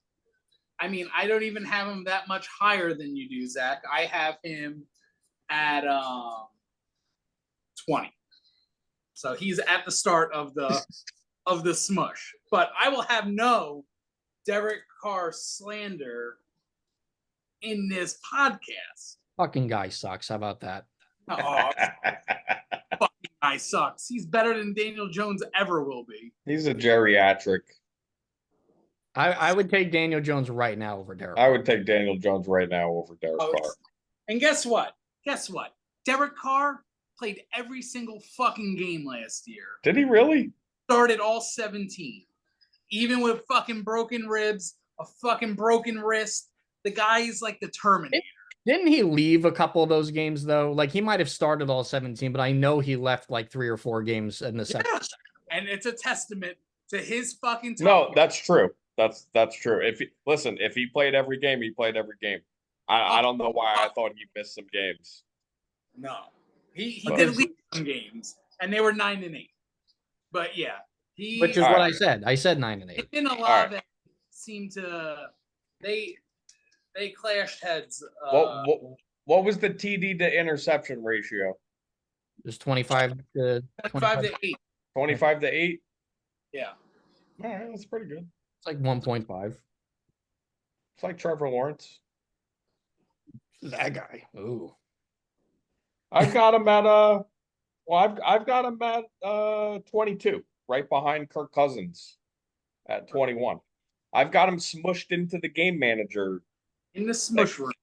He's in the smush room with all the game managers. I don't know where else to put him. Makes sense. We have the Falcons rounding out the NFC South. Captain Kirk in Atlanta has got ton of weapons coming off the Achilles tear. Before he tore his Achilles, I mean, he was lighting the world on fire. I mean, he had like 1,200 yards in 4 games. He was just slinging the rock. He had a million turnovers. Yeah, he had a million turnovers, but they were also asking him to be everything as well. They're like, just get the ball to Justin Jefferson. Just get the ball to Justin Jefferson. That's true. So, a million turnovers. The guy had 5 interceptions. Yeah, I was. He had a lot. He had a ton of fumbles, dude. I'm telling you, he had a ton of fumbles lost. My God, you guys are so rough. Where do you have him, Zach? I have Kirk Cousins in my top 15 still. I got him at 13, actually. He's stepping in a really solid situation in Atlanta. He's got a lot of weapons, and he still is one of the best pure pocket passers in the NFL. Remains consistent no matter the age. Doesn't turn the ball over, and I don't know. I've always been a Kirk Cousins fan. His stats are always jump off the paper, so I have him at 13 in Atlanta. 8 games. 8 games. Captain Kirk. 2,300 yards, 18 touchdowns, 5 interceptions. And fumbles lost? You're really stepping on my fucking Wheaties, man. I just gotta know. He's got to know. I gotta know. Here you go. So, 7. Oh, so we had just as many. I don't know if just as many fumbles lost. I don't know if they're lost. All lost. 7 fumbles. Okay. Anyway, he turns the ball over a lot. He's a very good player, but he's more number 8 on my list. Damn it, he's He's number 8 on your list. Yes. He's at the beginning of the smush for me. No respect. He's at 21. No fucking 20. 21 until further notice. I'm taking this personal right now, and he's not even my guy. Listen, I think, put him on this other team without Justin Jefferson. Let's see what happens. George Springer's a fucking bum, by the way. Missed the bet by 1 total base. Oh, shout out to Ray. Stanton got that hit, so I think Ray just won like $1,000. Oh, damn. Good for him. Nice job, Ray. But yeah, I don't know why I'm being a hater, but the whole thing with the Falcons. You need to hate something. Bad taste in my mouth. I need to hate something. You know what? He doesn't have a lot of haters. I'm gonna hate on him this year. Just cause. Just cause. You know what? Just because I'm gonna play devil's advocate. Fantasy football. I'm gonna make sure I get Kirk Cousins. You draft him. Good. And I'm gonna make sure he has fucking 10 touchdowns against you. Oh, dude. You make sure. you make sure. All right, AFC. He's gonna hand the ball to Bijan Robinson all year long. Don't do that in Atlanta. Well, now they will. Arthur Smith's gone. I'm telling you, that's why I've got them ranked this low. They're going to hand the ball off quite a bit. They're just going to throw some screens. Okay, that's All Bijan, all Bijan. Bijan's that offense. You know it. You can't even lie right now. Stop it. All right, next we're gonna move on to the AFC South. Start with the Houston Texans. CJ Stroud, the rookie of the year, number 2 overall pick last year. I got him in my top 10. I even have him in my top 6. I got him at number 6. He had one of the best rookie years since Andrew Luck. Immediately was a star as soon as he hopped into this league. Really elevated a Texans team around him that didn't really have too many weapons outside of Nico Collins. I mean, his wide receiver 2 was John Mechie III. And he was still balling out. Now that they added Joe Mixon, they added Stephon Diggs. So big improvement, and they have a great young coach there as well. CJ Stroud's ceiling is so high. I mean, because he could still run the ball too if he really wanted to, even though he's mainly a pocket passer. I got him at 6. You hear that? Oh, the new generation has arrived. CJ Stroud is gonna take this league over. Ohio State. I don't give a fuck. No. I'm just saying. Ohio State, pretty good. Now, guess what? It took him 100 years. Book it right now. Had to be right eventually. Is the MVP of the NFL this year. CJ Stroud. Wow. I have him at number 2. Ooh, damn. No. Ray's list just hurts my head. It really does. Ray, I'm sorry. Pete's list just hurts my head. It's so bad it made me just not even think of you. Where are you? You're gone. I mean, No. 2 is high. I've got him at 5. I've got him at 5 because I simply cannot ignore the first year and all that he had around him and the competition. And I like his leadership ability. I feel like he's good fit for that team, and his teammates like him, and they've got some talent there now, so they're building up. They're building up. They're building momentum. I like the head coach. I like the coaching staff. There's a lot to like about the Houston Texans right Hank now. Dell, fucking dog. He is a dog. And nobody said Nico Collins. Nico Collins is a dog. Dog. Dog. Yeah. Dog. Yeah. Coming in. Listen, would I be surprised if he ended up being the number 2 quarterback in the league behind Mahomes and 1 MVP? No. That would not surprise me. I can't put him at number 2 right now. MVP. Book it right now. For those listening right now in fucking YouTube land and Spotify land, do yourself a favor. Take $25, just smash it down on CJ Stroud MVP. You're welcome in advance. All righty. All right. The Jacksonville Jaguars are next. Trevor Lawrence. He also got paid this offseason. I don't really know why. He's barely better than Daniel Jones. Same numbers, actually, last time I checked. Thank you, CBS Sports. I do have Trevor Lawrence at number 17, though. He's managed to stay healthier. Turning the ball over a little bit inconsistent. I just think he's not bad. I think he's a solid quarterback, but he is vastly overrated, and I think he proved that last year. I don't really think there's anything overly special about him either. He's not really elevating the Jaguars, in my opinion, too much. I have him at number 17, kind of like in the middle of the packed area there. I don't want to put him too low because he does have a playoff win under his belt. But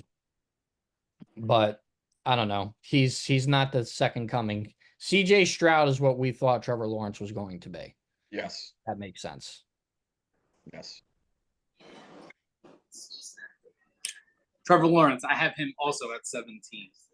I think definitely overrated. He's not hasn't been this guy that's just taken over the team. This is my team, and I'm fucking leading them to victory. I mean, they did get to the playoffs, but it's like a ho hum. Like, I do enough sometimes, I do a little other times, turns the ball over a lot.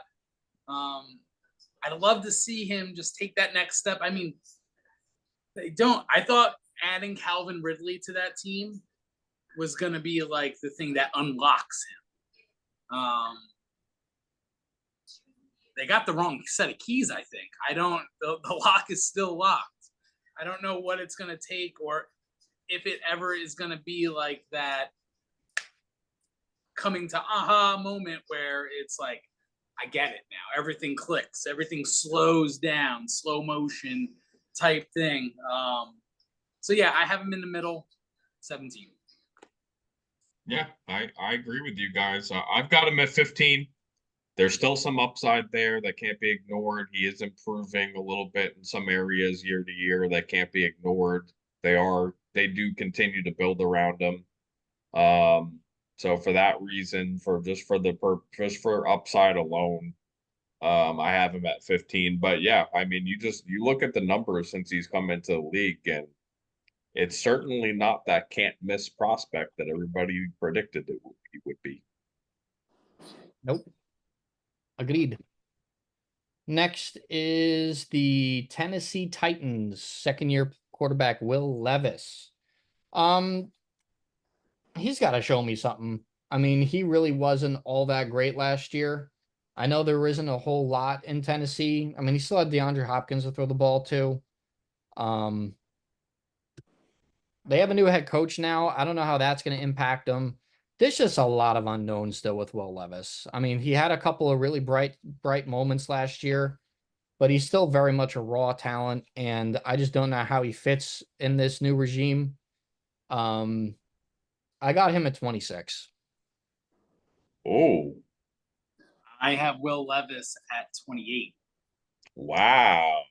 I mean, Howitzer for an arm. I mean, he blew up that one game, but I mean, that's it, you know? It's, I mean, yeah, it's Tennessee. DeAndre Hopkins is gonna miss 6 fucking weeks now. Yeah. I don't know, inconsistency, and the guy fucking puts mayo in coffee. That guy is a criminal. Yeah. I thought he had more than a couple of games where he looked pretty good. And he looked like he might have a shot to be in a middle of the road starter in the league for a long time to come. So for right now, I have him at 19, just based on his upside and based on some of the positive things that I saw last year. I do agree with the idea that the Titans just aren't very talented and that might hold them back. But yeah, just from the upside standpoint alone, I've got him in the beginning of that squish zone, so to speak. I have him at the 8. Like, he's like squished I mean, out. it's fair. It's fair. I mean, you just look at the total numbers and then look at the team. I mean, it's not unfair to say that. Yeah. But I think the quarterback himself is pretty talented. The Indianapolis Colts, Anthony Richardson returning from injury. Hell of a talent. I mean, just unbelievable physical ability. He needs to learn how to slide. And I'm hoping that he learned how to slide this offseason while recovering from shoulder surgery. Because he has arm talent. He could run the ball. I mean, everyone was saying this is Cam Newton 2.0 possibly with his physical tools and intangibles. I got to see him be healthy. I got to see him perform. But because his upside is so high, I have Anthony Richardson at 21.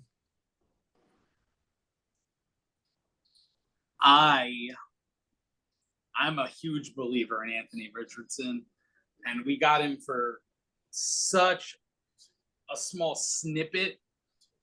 He only played 4 games, and like he left 2 of them, I think.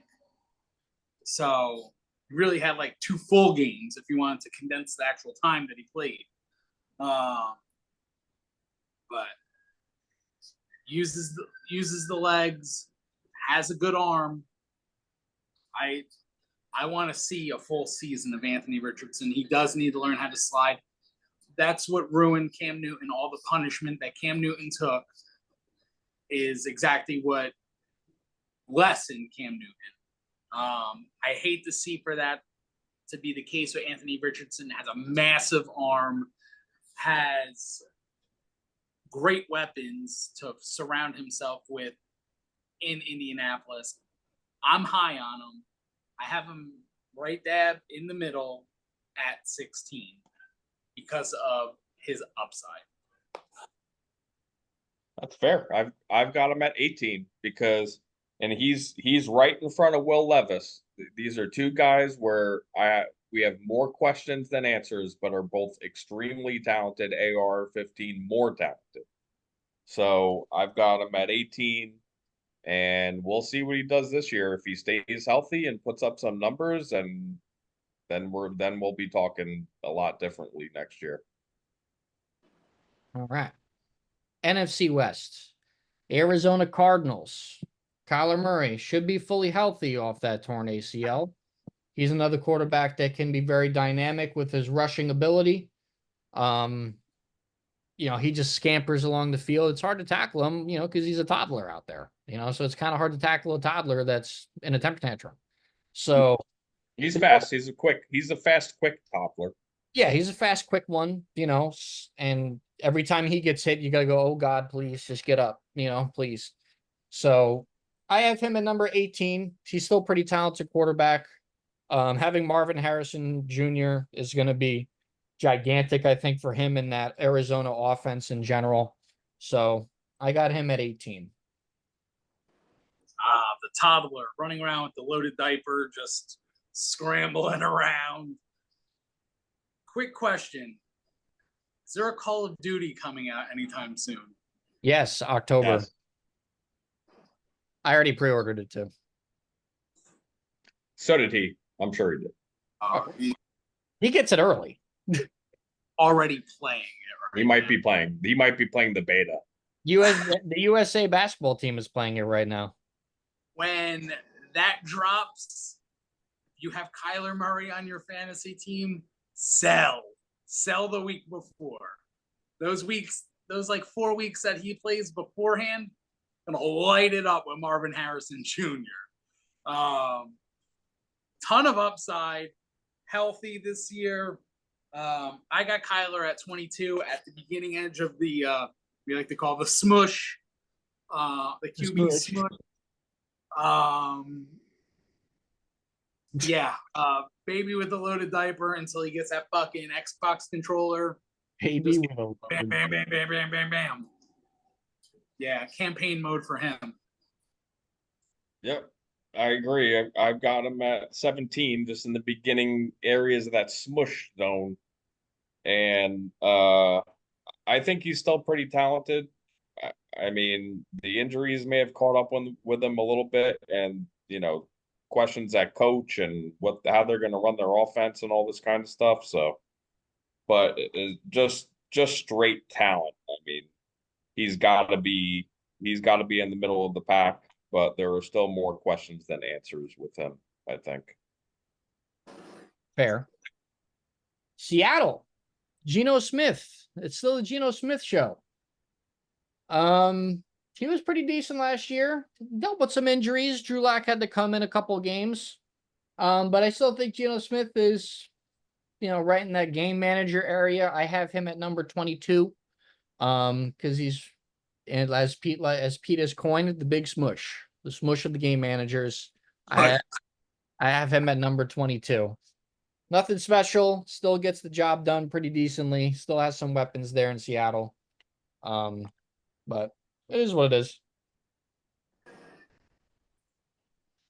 Y'all wrote me off, but I ain't right back. Best fucking line ever. That was pretty good. Gino, so happy for the guy. Got the second chance, won it over, took over fucking Seattle. He's in the smush, 23. I mean, it's got DK and Lockett, right? And they added the Jackson Smith and Jigba. We'll see. We'll see. We'll see what Gino goes. But yeah, 23.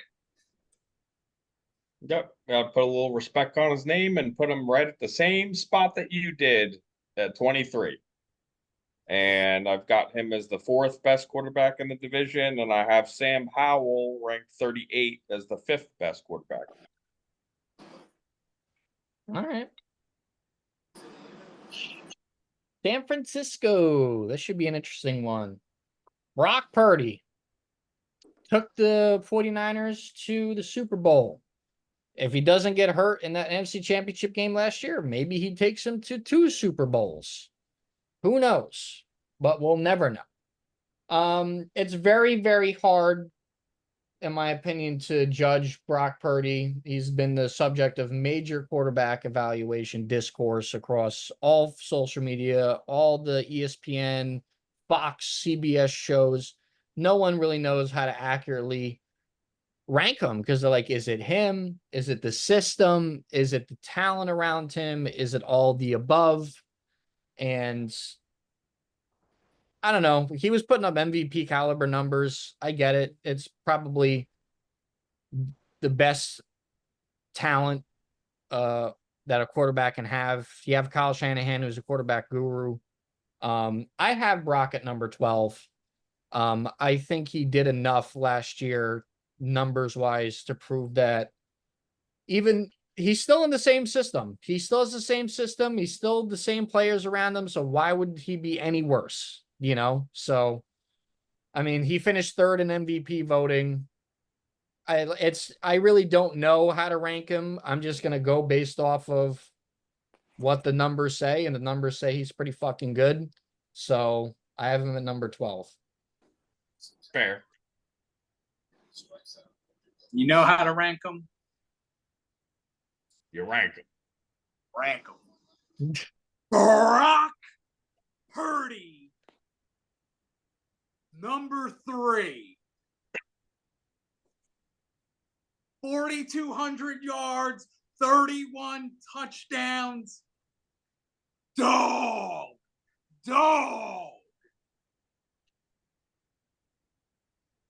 This is the worst list ever. Number 3. Okay. Number 3. 3. If he doesn't blow elbow out, they win the Super Bowl that year. Oh, Take Lord. the Super Bowl this year. Okay. I've got him at 13 because I think that Shanahan and all the talent that they have there and Christian McCaffrey being an automatic touchdown a game helps a lot with any quarterback and can make a lot of quarterbacks look really good. I'm not saying he isn't good. I am saying that I agree with Zack that it's very difficult to evaluate him because he is literally in the perfect situation. Like, you cannot be in a better situation than Brock Purdy. Mr. Irrelevant. Right.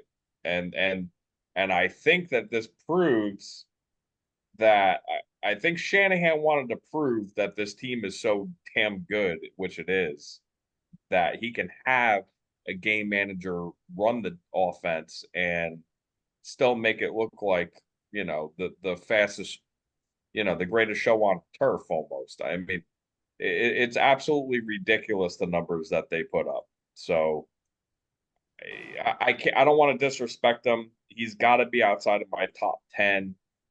We talk about this is it. This is the Tua right here. He's number 13. He's number 13. Listen, does he have any more upside than when he showed us? I mean, I don't know. I don't know any. It's very difficult to evaluate. So you might be right. He might be that good, Pete. I don't know. he's got to put that together for a couple years in a row for me to get on that level. I kind of agree. I mean, listen, I get it. I'm a believer. That's fair. And I'm rooting for the kid hard. I like the kid a lot. I just based off of pure talent, I don't see top 10. I just don't. I don't either. But anyway, the Rams, Matt Stafford, his contract was reworked a little bit. I got Matt Stafford still in my top 15, even though he's getting up there and his body's starting to kind of wind down a little bit. He now has both Cooper Kupp and Puka Nacua to just toss the ball to. Still got Sean McVay, still a decent team. They'll still be a wild card team. They'll be competitive. I got Matt Stafford right at 15. Super Bowl champion, all that good stuff. future Hall of Fame quarterback, Matt Stafford. Oh, yeah. I have him at 18, right into the beginning of the smush. I think Kupp stays healthy, Puka Nacua, he can still throw the ball. He's just always like that guy that's never got like his just due. Like in Detroit, like he was great in Detroit, but it was the Detroit shitty team, so it was like, never really got the glory until he got the Super Bowl win when he came to Los Angeles. He's just consistently a guy. Battles through injuries. 18. I agree with Zach. I still think he might have another year or two of really good football in the tank, and for that reason, I have him at 11. He's still really, really good quarterback. I mean, he could win at the line of scrimmage. He could outsmart people. He still has talent. That arm talent's still there. Durability is a concern. Otherwise, for me, he'd be a top 10 quarterback still. Yeah, I got him at number 11. All right. AFC West, final division. I did shoot Jason a text to see what the update was. Hopefully, you can get back to me here in a minute. But we'll start off with the Denver Broncos. They took Bo Nix. Fucking fuck that guy. Took him Bo too soon. Yeah, 32. Can I just say before we even start this, can I just say Zach Wilson through the first 2 weeks of camp was running with the first team. I'm not sure if you guys have heard this. So that's why I just wanted to preface this with this news. I don't In the middle of this past week, it was announced that Sean Payton had relegated him to third quarterback on the depth chart, and he is no longer taking first team reps. So he will be out of the league soon. Oh wow. No, because he's terrible. So. He's terrible. And that hair he has out in Denver, oh god. Oh, with the mullet. Oh god. He's fucking all those Colorado women, all those Colorado MILFs. Good for him. He's actually engaged to be married. Number one on the list. He's actually engaged to be married, believe it or not. They don't fucking care. Those Mormons, they don't care. They have like 10 wives out there. Yeah, it's normal. He's probably got 2 stashed away in Utah in the fucking dungeon. But anyway, I had 39 quarterbacks on my list, and he was nowhere even close to 39. If I had kept writing this list out, he would have been nowhere near it. Listen, it could be Bo Nix, it could be Jarrett Stidham, it could be the MILF Hunter himself. I have him at 31, just above JJ McCarthy, that piece of shit. Bo Nix was taken absolutely high. They needed a quarterback desperately, and they fuck it. We'll take the only quarterback that's probably left on the board right now that could go. Yeah, was the last one. that's how I felt about the whole situation. Nothing about this excites me. For me, he didn't even make my top 32. Bo Nix for me is number 33, and he is the fourth best quarterback in the division. All righty. Kansas City Chiefs. I mean, I don't really have to. Do we even have to do this? No, I don't. Does any? Let's just do this. Let's just do this. Does anybody not have Patrick Mahomes number one on their list?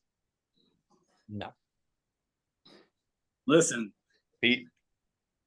I had him number one on my list. I'm not fucking. Oh, I have okay. him number one. The guy's the fucking best quarterback on the planet. Yep. All right. So we don't have So to. we could skip. So we could skip this one then, right? That the Since Raiders everybody's in agreement. and ruined his Christmas. So Listen, the Raiders doing a Kermit the Frog hand puppet with Patrick Mahomes is the stupidest thing I've ever seen a team do. When he drops 10 touchdowns on them in the 2 games, and it's going to be 48-20 because Gardner Minshew and AOC can't even fucking tie his shoes. It's just going to be horrendous looking. listen, I agree with you. to throw fucking completion in the second half of football for us to beat the Chiefs. Pete, So, I don't want to stop that right now. Pete, how could they do this? Pete, how could they be so tone deaf? What's wrong with that? I mean, and to Antonio Pierce's credit, when he found out about it, he shut that shit down. So, oh, okay, well that's good. At least somebody has a brain. but it's already like out there, like it's out on social media already. Like it was a big deal the other day, and everyone's like, "What are we doing here?" It was a fan that brought the fucking Kermit the Frog fucking Muppet.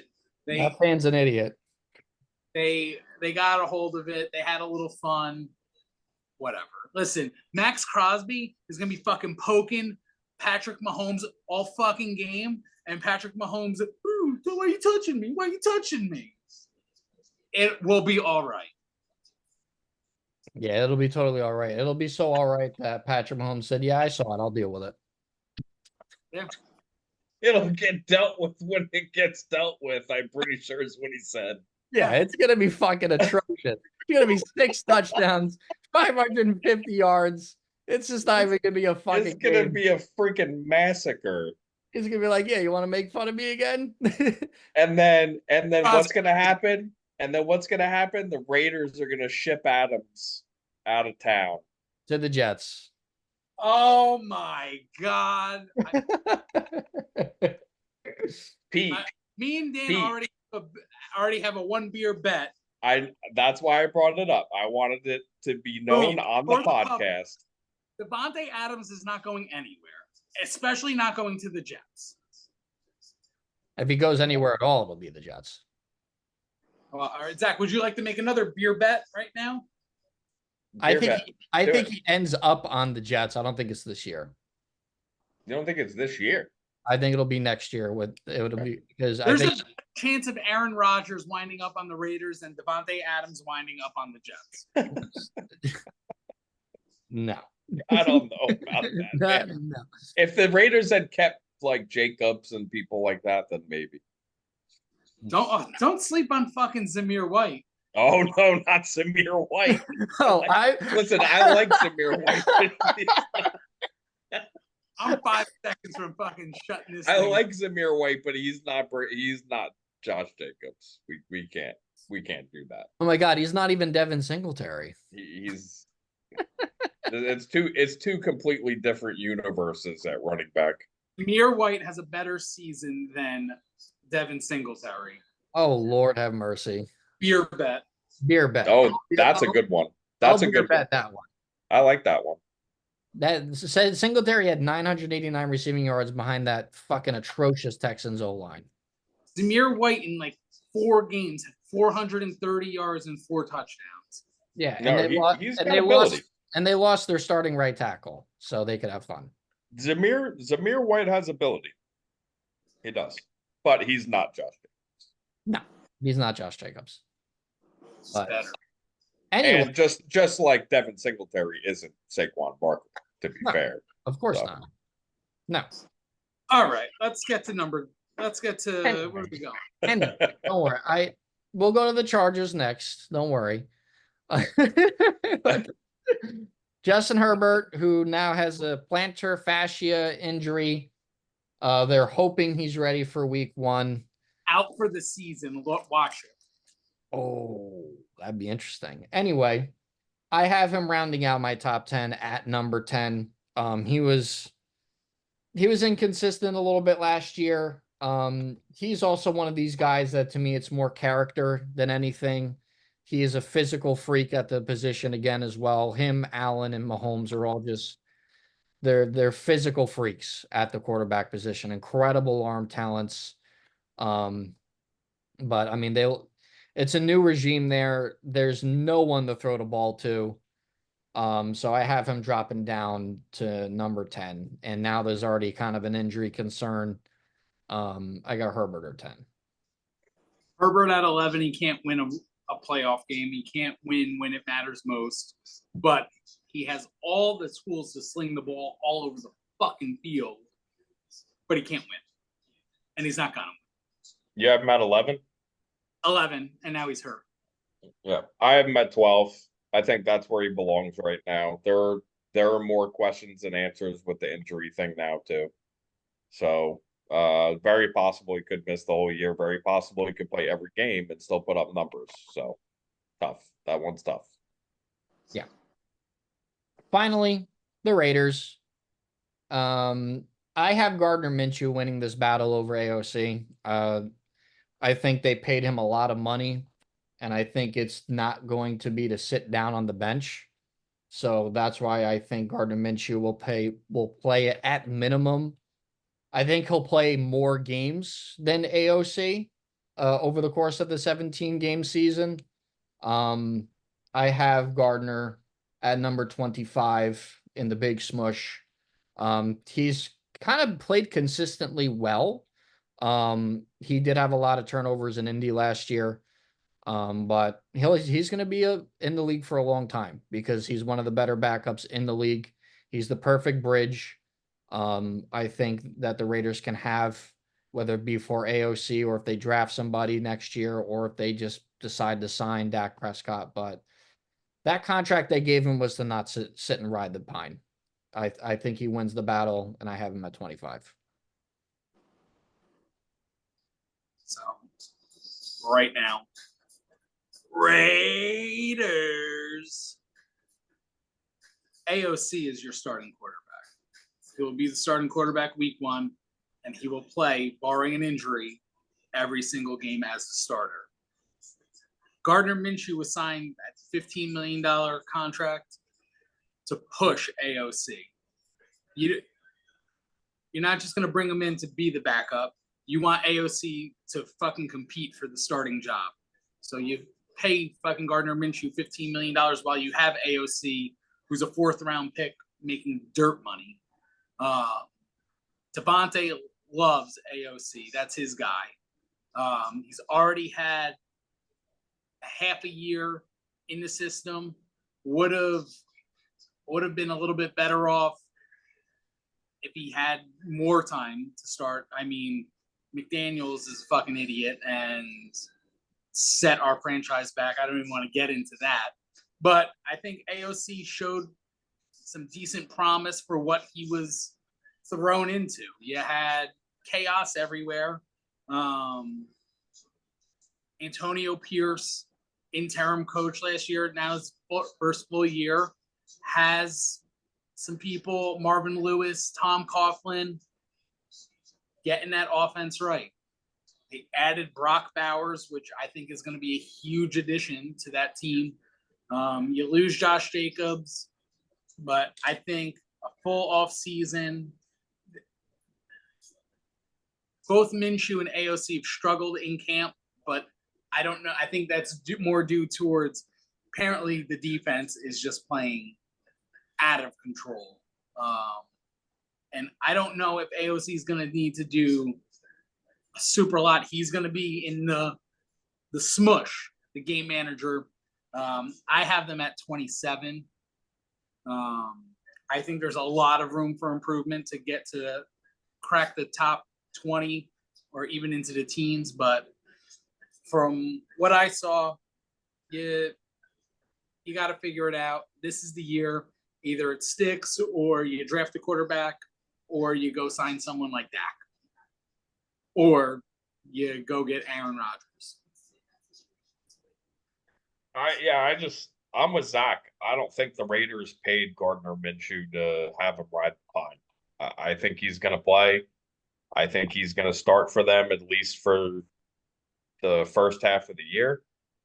And for that reason, I have him ranked at number 24 and as the third best quarterback in the division behind Justin Herbert. And I have AOC just, and I don't even know why. It's just the way that things fell on here. I have him at 35. Like, I don't even have him in my top 32 just because I believe that Gardner Minshew was paid to play this year. Yeah, there's no way he doesn't play. There's not a shot that he doesn't play. Sorry. Let's wait. It's AOC gonna shock the world. It'll be really good for the Raiders and Raiders fans if AOC does become the starter. That'll be really good news. So I don't blame you. I would root for that too. All righty. Well, that's the list, boys. We're closing in on midnight here. I have a couple other things that I got to pack for my trip. Jason ended up not coming back on. Has not answered my most recent texts. Because the recent text he sent me is that the Thunder woke Lena up, and I think that might have been Dunzo for him for the evening. That was Dunzo. It was nice. It was nice that he was on with us, though. Yeah, no, it was awesome having Jason back on. I might be able to get his list to be the rest of his list to be set on the encore episode that'll be done next week with Pete and Ray. Dan, are you going to do that with him too? I probably will skip out on that one. Okay. So it'll be their show. Again, open invitation to all previous guests on the show. Yeah, let's give other people a chance to hop on with these guys. Absolutely. And I'm very interested to see and hear everyone else's lists. But with that being said, we're going to wrap things up here. Thank you so much for listening, watching. There are some doozies here. And yes, thank you to Jason for being here for he was here for about half of it. You know, we got halfway through the list and then dad duties kicked in, which is totally fine. But it is what it is. Love every one of you. This was awesome. This is why we do this. And very much, I don't know, it was awesome to do the fourth edition of the top 32 quarterback rankings. Crazy. It's crazy. Football is back, baby. Let's go. Football is back. And you know what? Shout out to HBO and shout out to the Giants. Hard Knocks offseason was really cool. It was a great idea. I don't see another team willing to do that, though. It'll be very interesting to see if another team is even willing to ever do that again. Because, man, did the Giants, they really showed a lot. Like, they showed a lot more than I thought they were going to. Even with a lot of, like, behind-the-scenes, how to talk to the media, like, stuff. You know, like, my personal favorite scene was when the young media kid was with Joe Shane at the combine. They're like, listen, they're going to talk to you about Saquon. You know, how do you want to approach it? And Shane goes, well, I offered him a whole lot of money last year. He said no, so I don't really know what else to do. And like, he just started laughing because like, that's what, but like, that was like even kind of crazy to see because like, that's really what he's thinking is offered a ton of money and he told me no. So what else would you like me to do? I'm surprised there wasn't more on the whole Giants offseason Hard Knocks thing because of what you're saying, because they did let a lot out. Like I don't know how you would keep people interested without revealing stuff like that at the same time. So that one's really tough. I don't know. It was fun. It was very interesting. It was very cool to see I guess how a team goes through the process of scouting, how a team goes through drafting, the free agency process, and how all that goes through. That's really what I wanted to see, is how free agent deals come about, how they draft a guy, what the value they have on But them. you notice, Zach, relationships. How Oh, yeah. important are relationships in the NFL? I mean, that Hard Knocks series with the Giants is example number one of what relationships are in the NFL and how important they are on the NFL. That's how Brian Burns became a Giant, is because Joe Shane and JP Morgan are literally they're very close. They're best friends. They're literally best friends. So that's the only reason why. And because they're best friends, he gave him a discount. Like that's why what happened. So it was very interesting to see like that aspect. So any closing statements? All I gotta say is like, subscribe, comment, support us. Ray will get a tube or pierce a nip. Make sure of it. Let's go. Take $25, smash it down on CJ Stroud for MVP. Thank me later. All right. All I have to say is, in closing, is to begin this football season, is that I am going into this with zero expectations and just want to see what happens. Oh, me, dude. me too. In your heart. Oh, Zero. No. Hold on a second. Hold on a second. No. For my own well-being, for my own mental health, this is what I have to do. Right now, poof, on your shoulder right now just popped up little Jetty Dan. Oh, they talk. They're on both sides, and they definitely talk. This is the year. They fixed it. He fixed his AC, his Achilles. They did it like nobody else. He's good. All I want to see is that Monday night game. They're away, right? They're in Levi Stadium. San Francisco. I still want to see him come out with the fucking American flag, just running out like a dog. Nah, they won't give him that in an away stadium to open the season. Yeah, that ain't happening. Yeah, It was a moment in time. it was. It was a fucking beautiful moment. It was really spectacularly beautiful.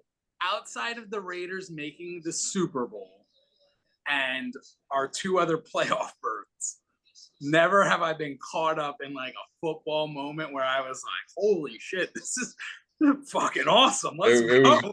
It was really cool. And to hear the fans, to hear that stadium, I mean, that is what that place can be.